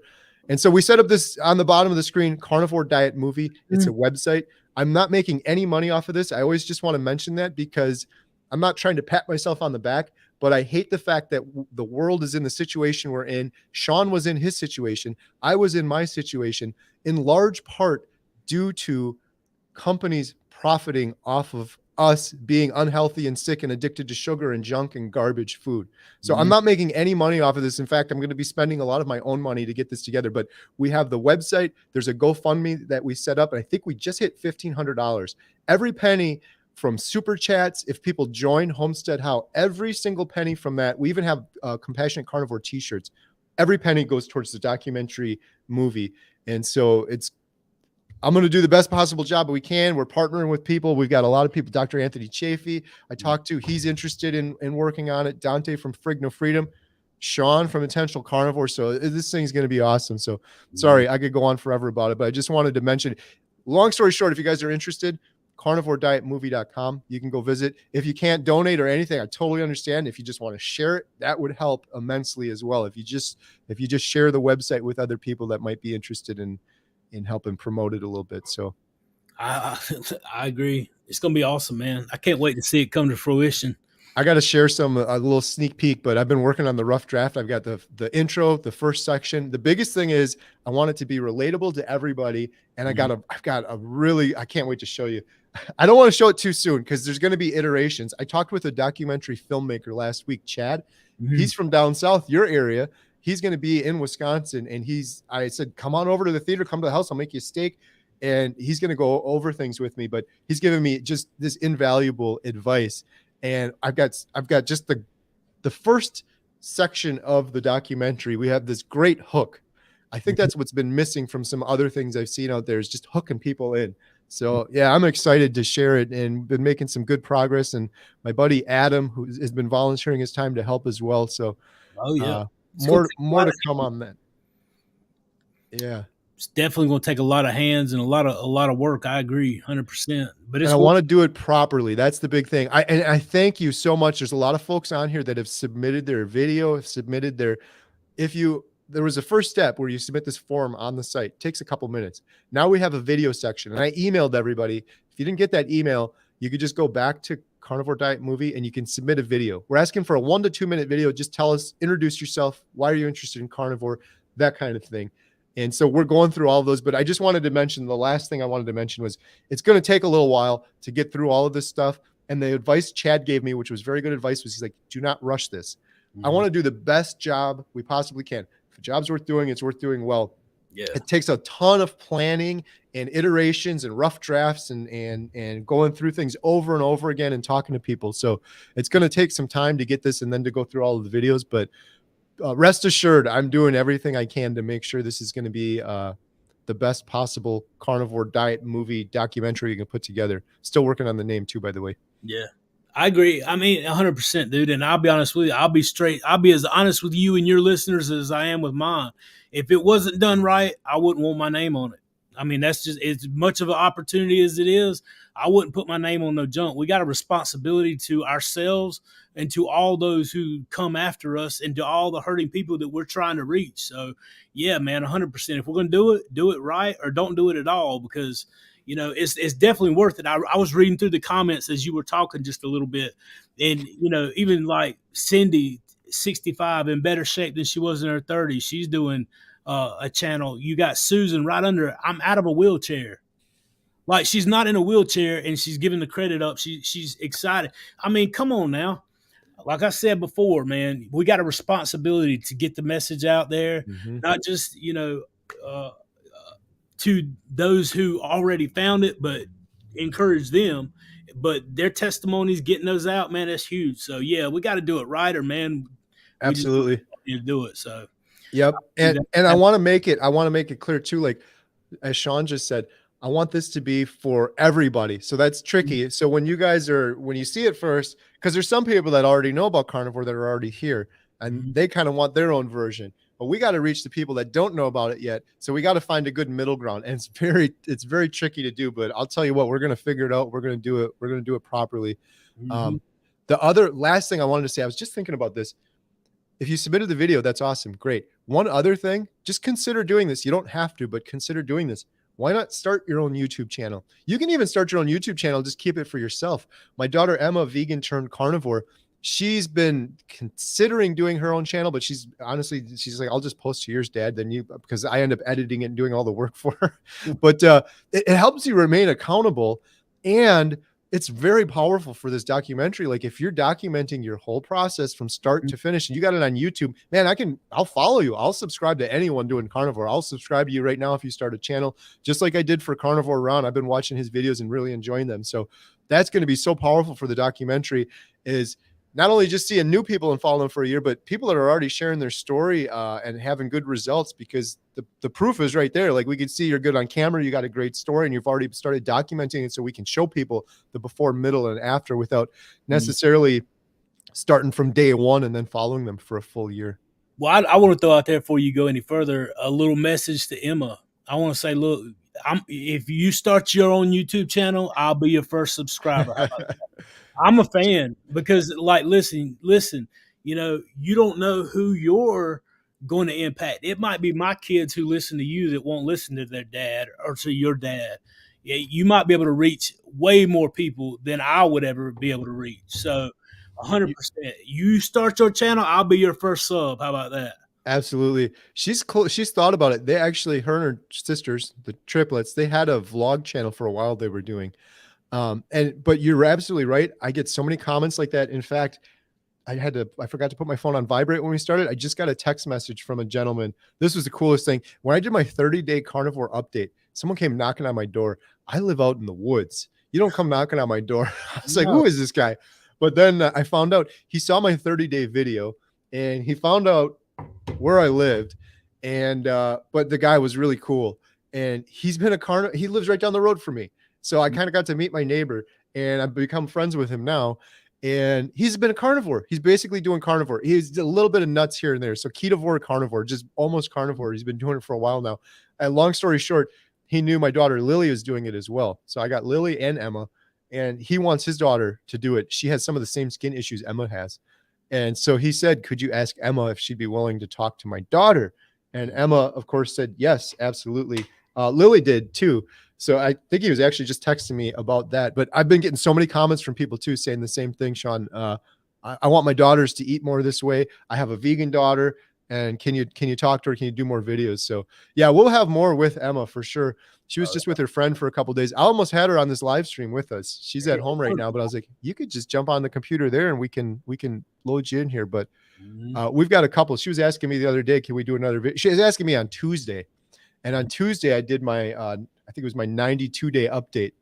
Mhm. I worked for like 10 hours on that one video from 5 o'clock in the morning till 2 o'clock in the afternoon. And at like 9, she was asking me, like, why don't we do a video now? I'm like, oh, I would love to, but I'm editing this one I've been working on all day. I got to get this one out because I do a video every Tuesday with my carnivore update. But Awesome. Yeah, I'm gonna have to speak to her one day because I want to tell her I'm proud of her. I don't know if she'll watch into the middle of one of these or she watches the lives or what, but I'm proud of her, man. And I mean, you could tell her. I've told you to tell her, but yeah, absolutely. I'll tell her again tonight. I mentioned it before and she appreciates it. We do the live streams and she gets that comment a lot that they're happy for her, they're proud of her too. And I totally am too. I cannot believe I look over, I see this kid eating a ribeye after 5 years of eating cauliflower and vegetables. And I'm even more proud of the way she's doing it too, because I would have thought if I was a vegan for 5 years and I'm going to eat a steak that's got a lot of fat on it, and I'm not used to that, I'd be pickier. I'd be cutting the fat off. She's eating it down to the bone because she's, again, the compassionate carnivore. She's like, if this animal died for me, I'm not going to waste one morsel of this food. So even like we did that little sardine thing a while ago. Let's just try. She had sardines for the first time. She ate that whole container of sardines. I'm like, you might want to save so you're gonna get a stomach ache. But she's like, I'm not wasting anything. So what was it? I watched. I can't remember. It was a video y'all did the other day. She had a backpack packed full of food, and you was pulling it out, looking at her stuff. That was I was, hilarious. I was like, you she got to be was careful. a She's going bag. to the Oh, water park, Wisconsin yeah, that's Dells. what it was. I was like, she was packing her stuff, and I was watching because I did country style ribs smoked with duck fat and salt, no sauce, no rub, and those things were so delicious. And so actually my friend did that for Lily's graduation, and then I copied him and did it. I made up a huge batch. So Emma and I had these in the refrigerator, and they're Mhm. even good cold. And you got a little handle to hold on to. Those things were delicious. Anyway, she took a bunch of those with her. I was like, she's going to the water park all day. And that's a challenge for anyone on carnivore. Like, what are you gonna do at the water park? It's all junk food there. She's like, I'm gonna pack my own stuff. She had a little ice thing in there as well. People were asking about that, but yeah, she brought so much. I'm like, what are you doing? I'm like, you're gonna take like 4 pounds of country style ribs to the water park. You're gonna be sitting out on a chair eating country style ribs, and then she had a can of sardines, and I think she had one other thing. Maybe it was hard boiled eggs or something like that. Yeah, But again, I was proud of her. I'm like, this is awesome. You're eating better than all your friends. Her friends are very nice and supportive, but they're not have anything to do with carnivore. So she's yeah. sitting there watching her friends eat ice cream and and soda and junk food, and she's sitting there eating country style ribs, 85 degrees and humid out at the water park. So yeah, that's pretty awesome. Yeah, it'll change. Man, she's gonna be feeling so much better though. She Dude. man, she's on day I keep forgetting 42, 43. She's Mhm. doing so good. She's been feeling better. And so I started the lion diet, like I mentioned, 4 days ago. And Mhm. I didn't just, it was like no big deal. I was like, I'm just gonna try this for a couple days. I've been feeling so good. Talking earlier about expenses and food. This is insane because again, you do carnivore, half the budget of what I was doing standard American diet. But this was a big realization on Lion because I went to the store. Normally I get stuff from my neighbor, but every now and then I'll get stuff from Costco. I went to Costco. I'm like, man, I'm saving even more money on this Lion diet. It's just steak. So I'm like, I'm going to get even the slightly nicer steak than I was getting before because when I go to Costco before, we have our own chickens, but we never have enough eggs. We go through so many eggs in my household. And so I get the eggs from Costco. I get the Kerrygold butter, which is very expensive.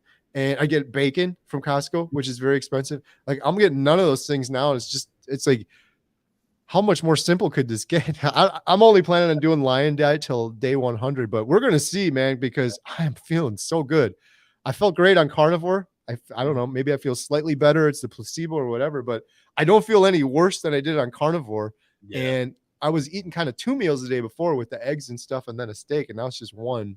So, but sorry, I'm rambling now. Emma, when I started doing lion 5 days ago, Emma's like, well, I'll do that too then. So she's been doing it with me. What? I That's like, amazing. you don't have, this isn't a challenge. It's like, no, it's fine. You can do it. I can do it. So she's been doing it too.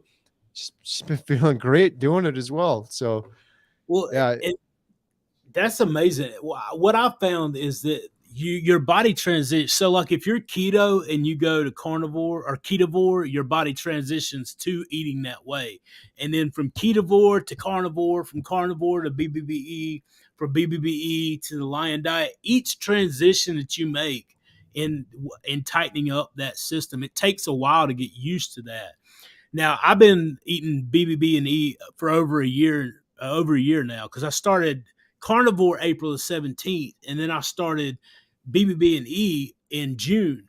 Well, I've tried twice to do lion diet, and I cannot eat enough. I tried last September, and I tried at the beginning of this month. I have made it like 11 days or 3 weeks, right in that time frame is the longest both times that I made it, and I just can't do it for some reason. Like I found that I want eggs, butter. Like I even tried it and kept the butter in this time. Like I'm doing lion with butter because I knew the last time I tried it I couldn't get enough fat, and I made it 11 days and I had to have me some eggs. So I've had eggs I think 2 or 3 times so far this month, right. but for some reason I just can't do it. So I hope anybody, but there again, whenever I look at like Michaela Peterson, you mentioned a while ago, for example, if she didn't do didn't do the lion diet, all those autoimmune disorders that she had would literally take back over her body. She has to do it. So, Right.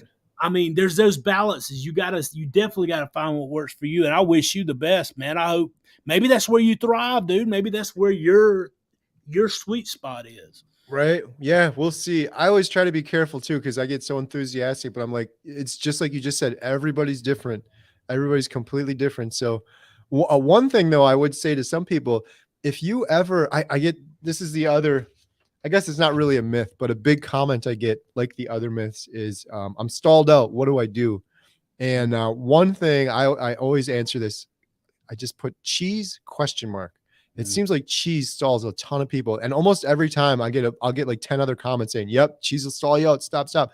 That's one thing. But the other thing I was going to say is, if you're doing carnivore and you're doing BBBE and you're stalling out for a while, maybe give lion diet a try. Just see. Maybe you're like Sean and you can't get enough, or maybe you're like me, or I can't even really say because I'm only 4 days into it. Maybe I hit day 6. I'm like, man, I got to eat something else. But it's the one thing that's happened that's so interesting is my weight loss on carnivore has been so consistent, but I got around like 182 and I was just stuck there. But I was so happy to be at 182 because I could never get to 182 on keto.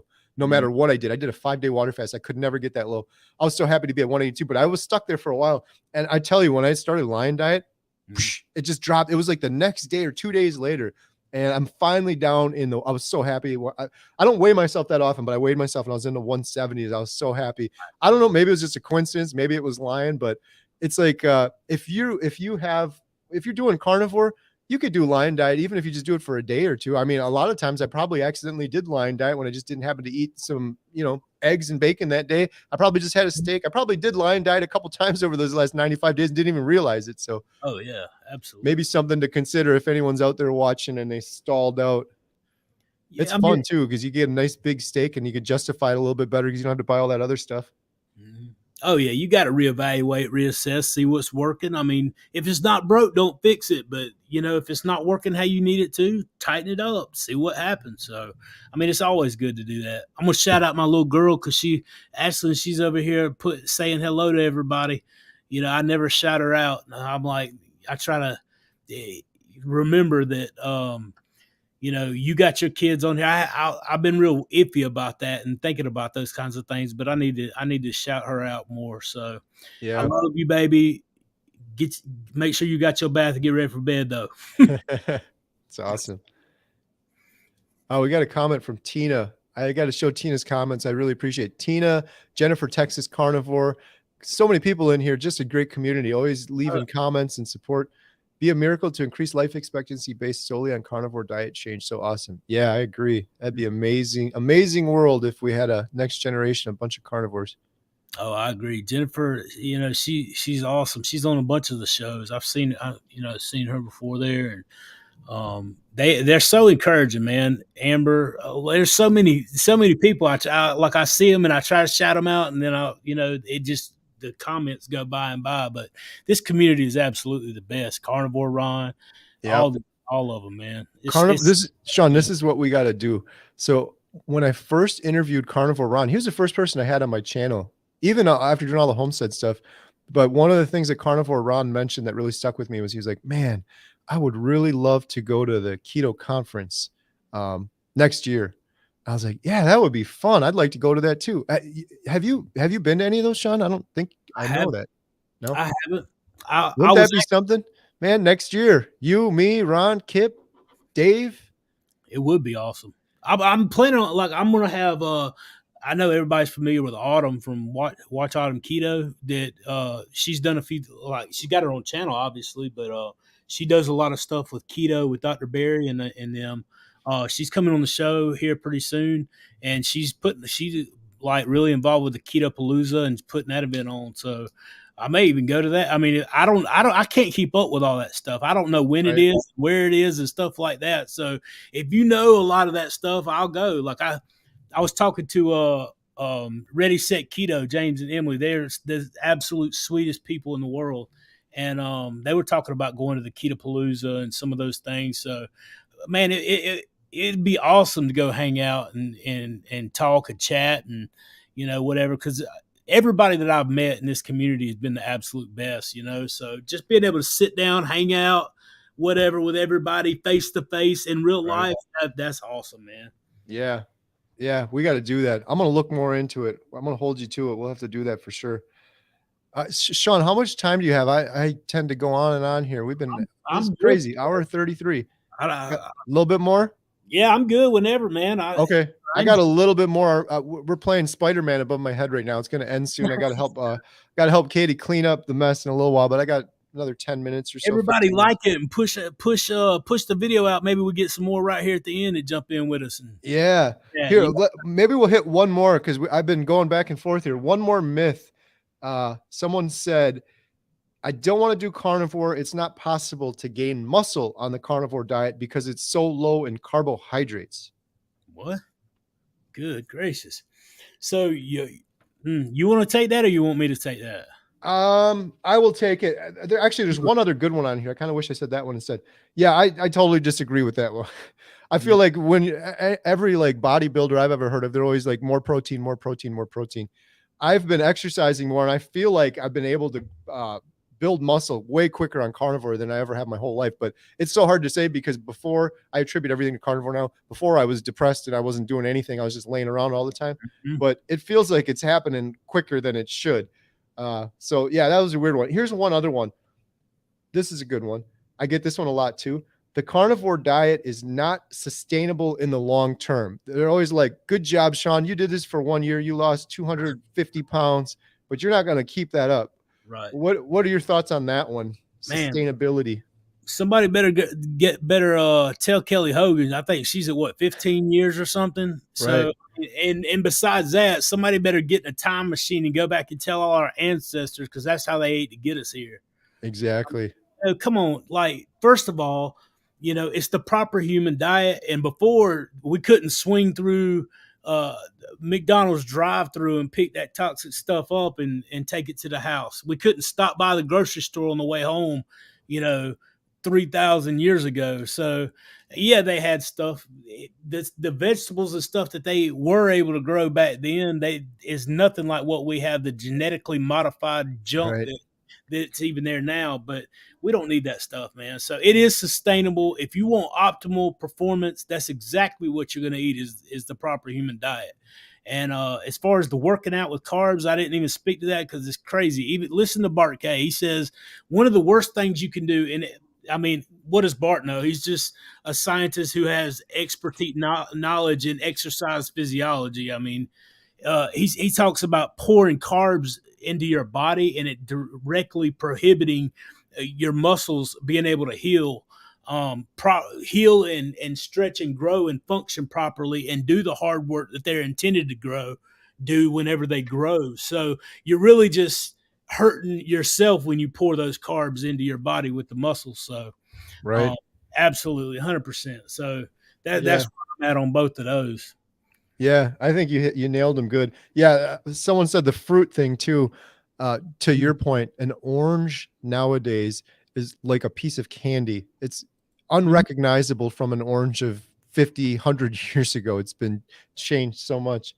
But yeah, and like you're saying too, all of the we're always in such a little bubble right here, but there's groups of people right now that eat primarily meat, and throughout history, and like you said, our ancestors throughout all the time. I always say that to people. Like I get the vegan comments on my thing. I'm like, if you just lived on my property, I know things have changed and everything, but if you had no grocery stores and no food and nothing, and you were on my property right now, there'd Mhm. be deer. That would Mhm. be it. And then they're like, well, you'd forage for stuff. There's nothing. I know my property. I'm on a 20 acres. I've been there for 8 years. We get raspberries maybe 3 weeks out of the year. What are you telling? And then these people leave the comments like, no, they primarily ate vegetables and fruit. Like, what were they eating? Like, Right. what did they do all winter time then? It's like we get berries for like 3 weeks. It's no, Right. they caught a big animal, they ate it, they feasted. Maybe they fasted for a week until they got another one, but that was primarily all they ate. It's just again going back to like why I like Dr. Barry's videos so much. Every time I listen to him say something, like, yeah, it's just kind of common sense. I guess that makes sense when you really kind of go through it and think about it in your head. Oh yeah, absolutely. Here's a question from Jenny. How long can it take for depression and anxiety to get better on carnivore? I've been doing carnivore for 2 months, but I've still been experiencing some depression and anxiety, although less. What do you think, Sean? You had this more than I did because I it's hard for me to say because I wavered with the keto a little bit. Yeah. I like for me, my personal. It's hard to put a time frame on it, honestly. As long as you just keep putting the proper nutrition in, what can be reversed, what can be fixed, will be. I mean, there's no other way around it. The only thing that stands between you and the in that is time. However, like for me personally, my story, it was about 2 to 3 months right in that time period because I started April the 17th of 2022. I made the video on my channel of me walking, and that was, I had energy, motivation. I was, out there walking for the first time, and I had just spent 3 years, just could not hardly move, make myself get off the couch except for to go to the bathroom. So it was about between 2 and 3 months right in there, where it picked up for me and I could tell a big difference. Now, I'm not going to say it was all gone. That's just one of the time frames that I have that video so I can reference and remember, because it's literally just gotten better more and more over time. Now, I remember like there will be days where even after I started walking, it was nowhere close. And what got me to first realize that my mind was changing as far as that's concerned was that like I would realize when I had a bad day. And before, it was all bad days. You didn't have a good day. So that when things started getting better, I'm like, well, today I had, it was good overall, but I had a bad day. I had some things going on, and realizing that I had a bad day, I'm like, hold up, I had a bad day today. That means, I started realizing, because it happened without me really realizing that I was coming out of it, because it was just like up and up and up and up. If that does, I hope that makes sense. But like, so just keep putting the right nutrition in, keep putting steps in place, and what can be fixed, I guarantee will be fixed. So, uh, Right.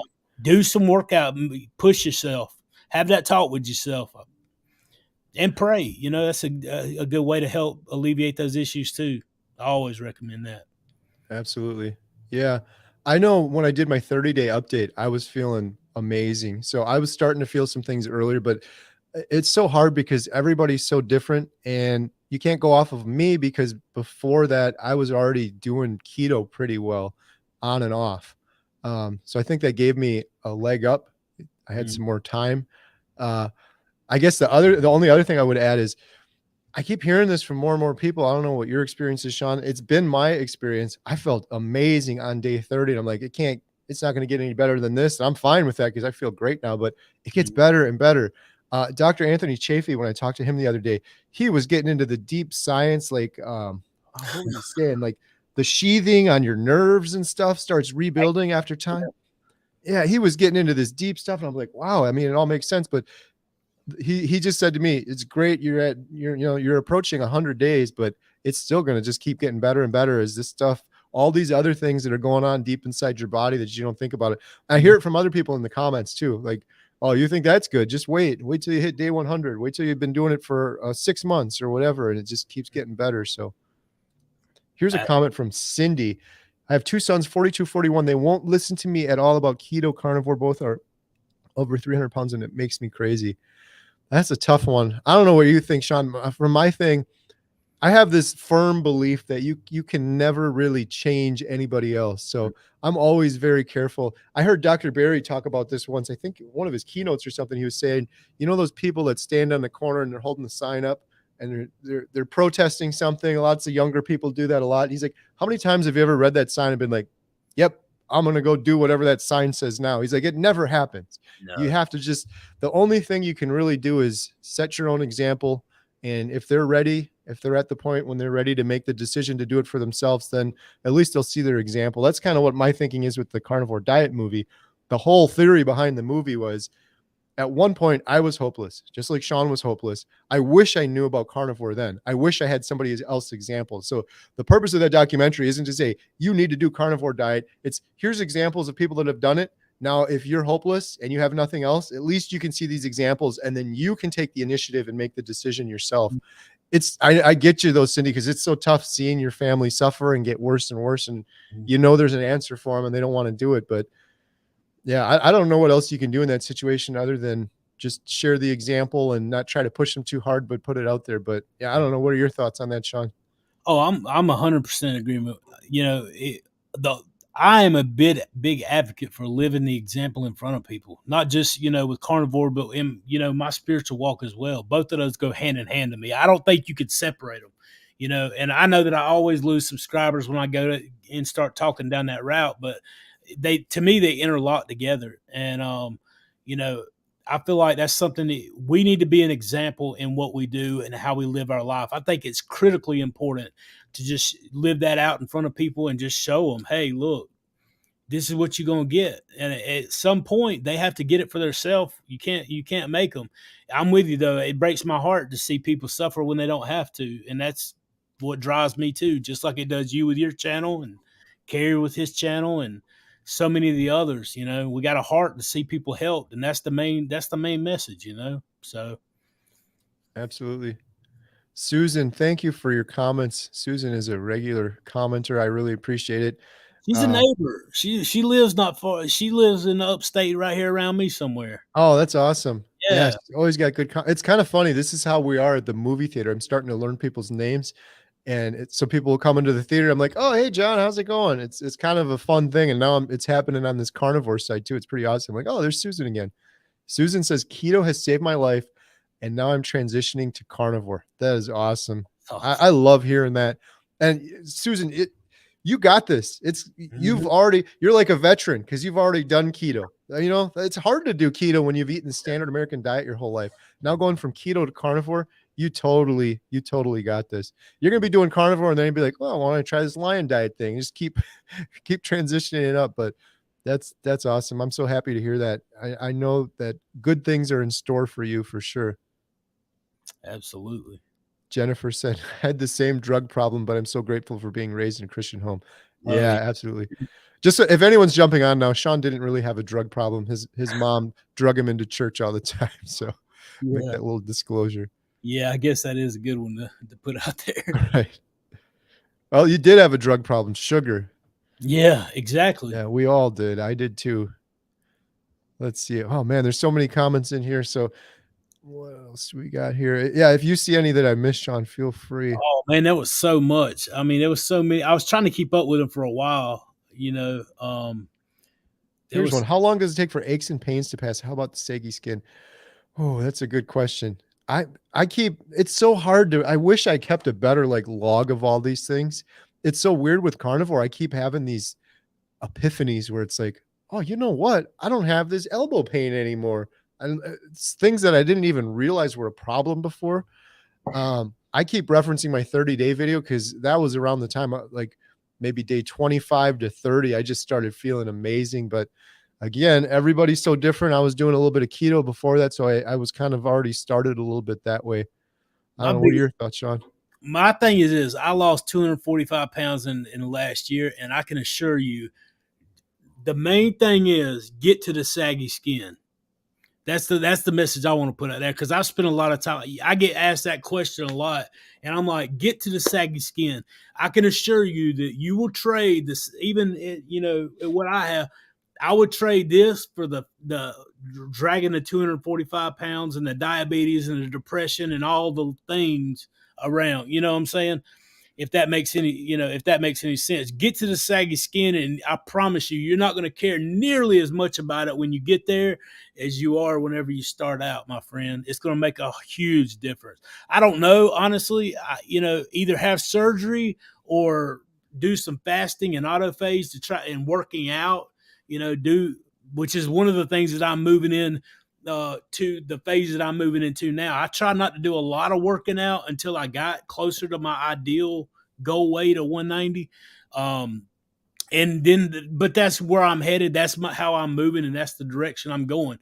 I'm having Coach Bronson on the show tomorrow night, and the coach, and there's a good reason for it.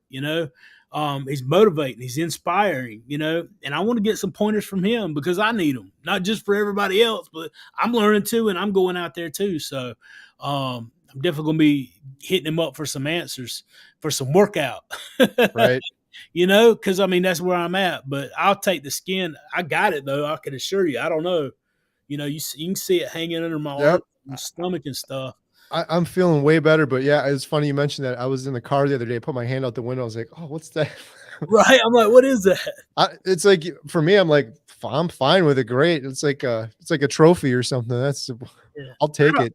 I don't want to discount it because I know that there are some, a lot of people who worry about it and kind of want to know, and I thought about it all the way up to now, and I can assure you, take it from my testimony and research it for yourself. I assure you, it's worth it. It's worth Right. it. Jennifer said, I wish I had the money to fund the whole movie. I appreciate that.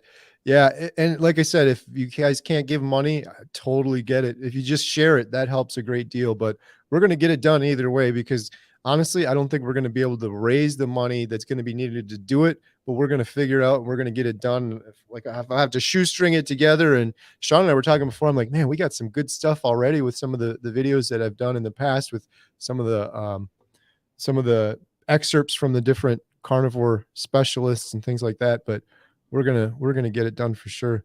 Mhm. Oh, here's one other question from Aunt Bling. Would you consider including special interviews in your movie with seasoned carnivores along with people that you're following for a year? Absolutely. Yeah. One other thing too, I always say this isn't my carnivore movie, it's our carnivore movie. So I'm open to any and all ideas. One thing I really want to get across, which we would with your suggestion here, is just I think there's a lot of carnivores in the closet. It's like Mhm. we were saying earlier, Carnivore Ron just mentioned too how many people are on his channel that are doing carnivore. I think there's a lot more people out there, and I want to show kind of the scale. I think PR Mike, he might be on here now. He left the suggestion earlier. It was a great one. Show the scale. Like if you could have a whole room and all these people are carnivores, like I almost imagine like Sean saying, and I'm a carnivore, and then Dr. Barry saying, and I'm a carnivore, and then this person saying, and I'm a carnivore, and then you have like a grid of like hundreds of people that are all carnivores, and it's like that's an example. Like this is working for people from all walks of life, an older person, a younger person, former vegan child, teenager. It's working for her to really show that scale. So yeah, absolutely. I'm definitely open to show some seasoned carnivores. I think that'll show a good example for people that have been doing it for even longer. Like Sean was saying, Dr. Chafee too. I mean, that guy, he quit a little bit, but almost 10 years, 5 years, and then a little bit off, and then 5 more years. Shows some seasoned people on there. And when you look at Dr. Chafee, you're like, man, this guy is just in the best shape ever. It's hard to argue. Like, whatever he's doing, that man's doing something right. It was Oh, funny. My wife Jen walked in the room the other day. I was watching one of Dr. Chafee's videos, and she's like, "Oh, who's that?" You know, he's kind of a nice looking guy. And I was like, "Yeah, guess how?" I said, "He's a carnivore. He's a neurosurgeon resident." But I'm like, "Guess how old he is?" She's like, yeah. 35, 40. I'm like, "He's 80 years old." I was like, just joking, but I'm like, dude, he's probably gonna look that good when he's 80 years old because he is just thriving. Well, I mean, he played rugby for 10 years. I mean, this guy, man, his Chafee's awesome, man, and he's so super Yeah, smart. So yeah. he's gonna be on Friday night, man. We got it's lined up, dude. I'm You telling you, got the lineup. Yeah, it's, subscribe to Sean's channel. He's got everyone on there, man. That's gonna be great. and that's part of the story, bro. Because like this couch right here, guys. Like seriously, you see this couch right here? Like that couch, that's the couch I laid on for 3 years. Couldn't move, couldn't get up, couldn't take a shower, or couldn't hardly watch myself without being out of breath. I'm getting to talk to Anthony Chafee on Friday. I'm getting to talk to Kerry Mann Jr. on Wednesday. I'm talking to Coach Bronson. I talked to Ken Berry, like the people at the top of the carnivore who are really helping people in this world in many, many ways. So, and if it can happen to me, it can happen to you. You can be the next guy sitting here talking to Kerry. You can be the next gal sitting here talking to Carrie. Like it can literally change your life. But you got to take day one. You got to take one step. Get out there, push through the naysayers, push through those who are opposing everything, who don't have anything nice and only want to be negative, only want to put you down, only want to hold you back. Push through all that. Push through the diarrhea and the sickness you feel. Push through the headaches and the hard times. Find the answers and don't ever let anything stop you. You don't have to continue living that way anymore. You don't have to stay like that. You can push through and you can overcome. And that's my message, and that's what I'll take it to the world, man. You know. Awesome, man. That's so good. Yeah, someone just said preach it. Absolutely. I, the hardest thing about going carnivore is just you and making the decision and breaking through, like Sean just said. It's so hard to believe, but am I wrong? Like Yeah. carnivore isn't hard. That Mm-mm. first couple days can be hard, and you got to break through those things. But it's not as everyone I know that's done carnivore. I've talked to so many people now. They all Mm-hmm. thought it would be impossible. And there's no way I can only eat meat, myself included. This is insane. There's no way I'm going to just eat meat. First Mm-hmm. couple days are a little bit hard, but the hardest thing is to make the decision and break through, like Sean just said. And you got everyone telling you, and everything you've ever heard is you got to eat vegetables. Meat's going to kill you. You getting through and making that decision is the hardest part of carnivore. The rest of it's easy. It's like, in retrospect, go ask my daughter Emma, go ask other carnivores.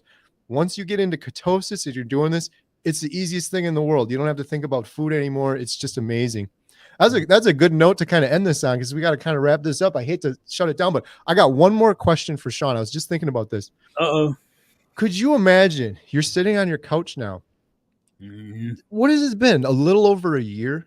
Mm-hmm. Imagine if you could look a year into the future and see where you are now and what you're doing now and what you've done with your life and how you've transformed things. Man, I'm tearing up right now just thinking about that thought. If you have a little crystal ball and you could look forward, could you ever imagine, Sean? 243 pounds, like you said, you don't even care about that. Depression gone, relationships with your family. You're talking to Dr. Anthony Chaffee. You got Dr. Barry on your channel. You're changing people's lives. You're motivating people. As someone just said in the comments, preach on. You are inspiring people. Could you ever imagine that you'd be doing this right now, like a little over a year later, from that same very couch? Dude, look, I couldn't imagine 5 minutes from any given moment a year and a half ago. I didn't care. I lost hope. It didn't matter to me. I didn't want to see tomorrow. If things hadn't changed, there's a real good possibility that I wouldn't be here today talking with you, No, sorry. honestly. I mean, that's just the point that I'm not proud of it. I'm not, it's hard to even talk about a lot of times, man. But like, I just didn't care anymore. I didn't want to live. I didn't say, I had a great family, great kids. I still believed in Christ, all the things, but I had just lost hope, and I felt so bad and so defeated all the time. I just couldn't see past the next 5 minutes, the next day, the next hour. But I feel like I was led to the carnivore diet by one way or the other, and it was the proper human diet, and the relationship that I have in my faith between those two things. You know, my life completely and utterly got transformed, and look, I couldn't imagine being where I am today. And it's extremely humbling because there's plenty of people that deserve the blessings that I've been given a lot more than I do. But I am extremely grateful. I'm extremely thankful for the opportunities that I have. I'm so encouraged by each and every person that comments on the channel and says, how much it means to them and how it's helped them and stuff like that. I mean, when I say the comments that I leave about you, it meaning a lot to me. It does mean a lot to me. I'm not just saying that to build a YouTube channel. I didn't even want to start a YouTube channel. I feel like I've been led to start a YouTube channel to share my testimony and share my mission and message with those who need it. And that's 100% what it's all about. And so I love to not keep rambling and just bring it back around, brother. I'm extremely humbled and I'm extremely thankful. And there's no way in the world I could have in a million years predicted or mentioned that this is where I would be a year ago from now. And so I feel like it's a huge responsibility, and I take it very seriously, and I try to do the best job I can, with what I've been blessed with, and give God the glory for it, and show thanks and love to all people, whether we agree or not. I feel like I can be representative of the things that I believe and the ideas that I have by doing that. So that's just where I'm at. And thank you for having me on here tonight to speak to your guys, and it's always a pleasure to be able to talk with you.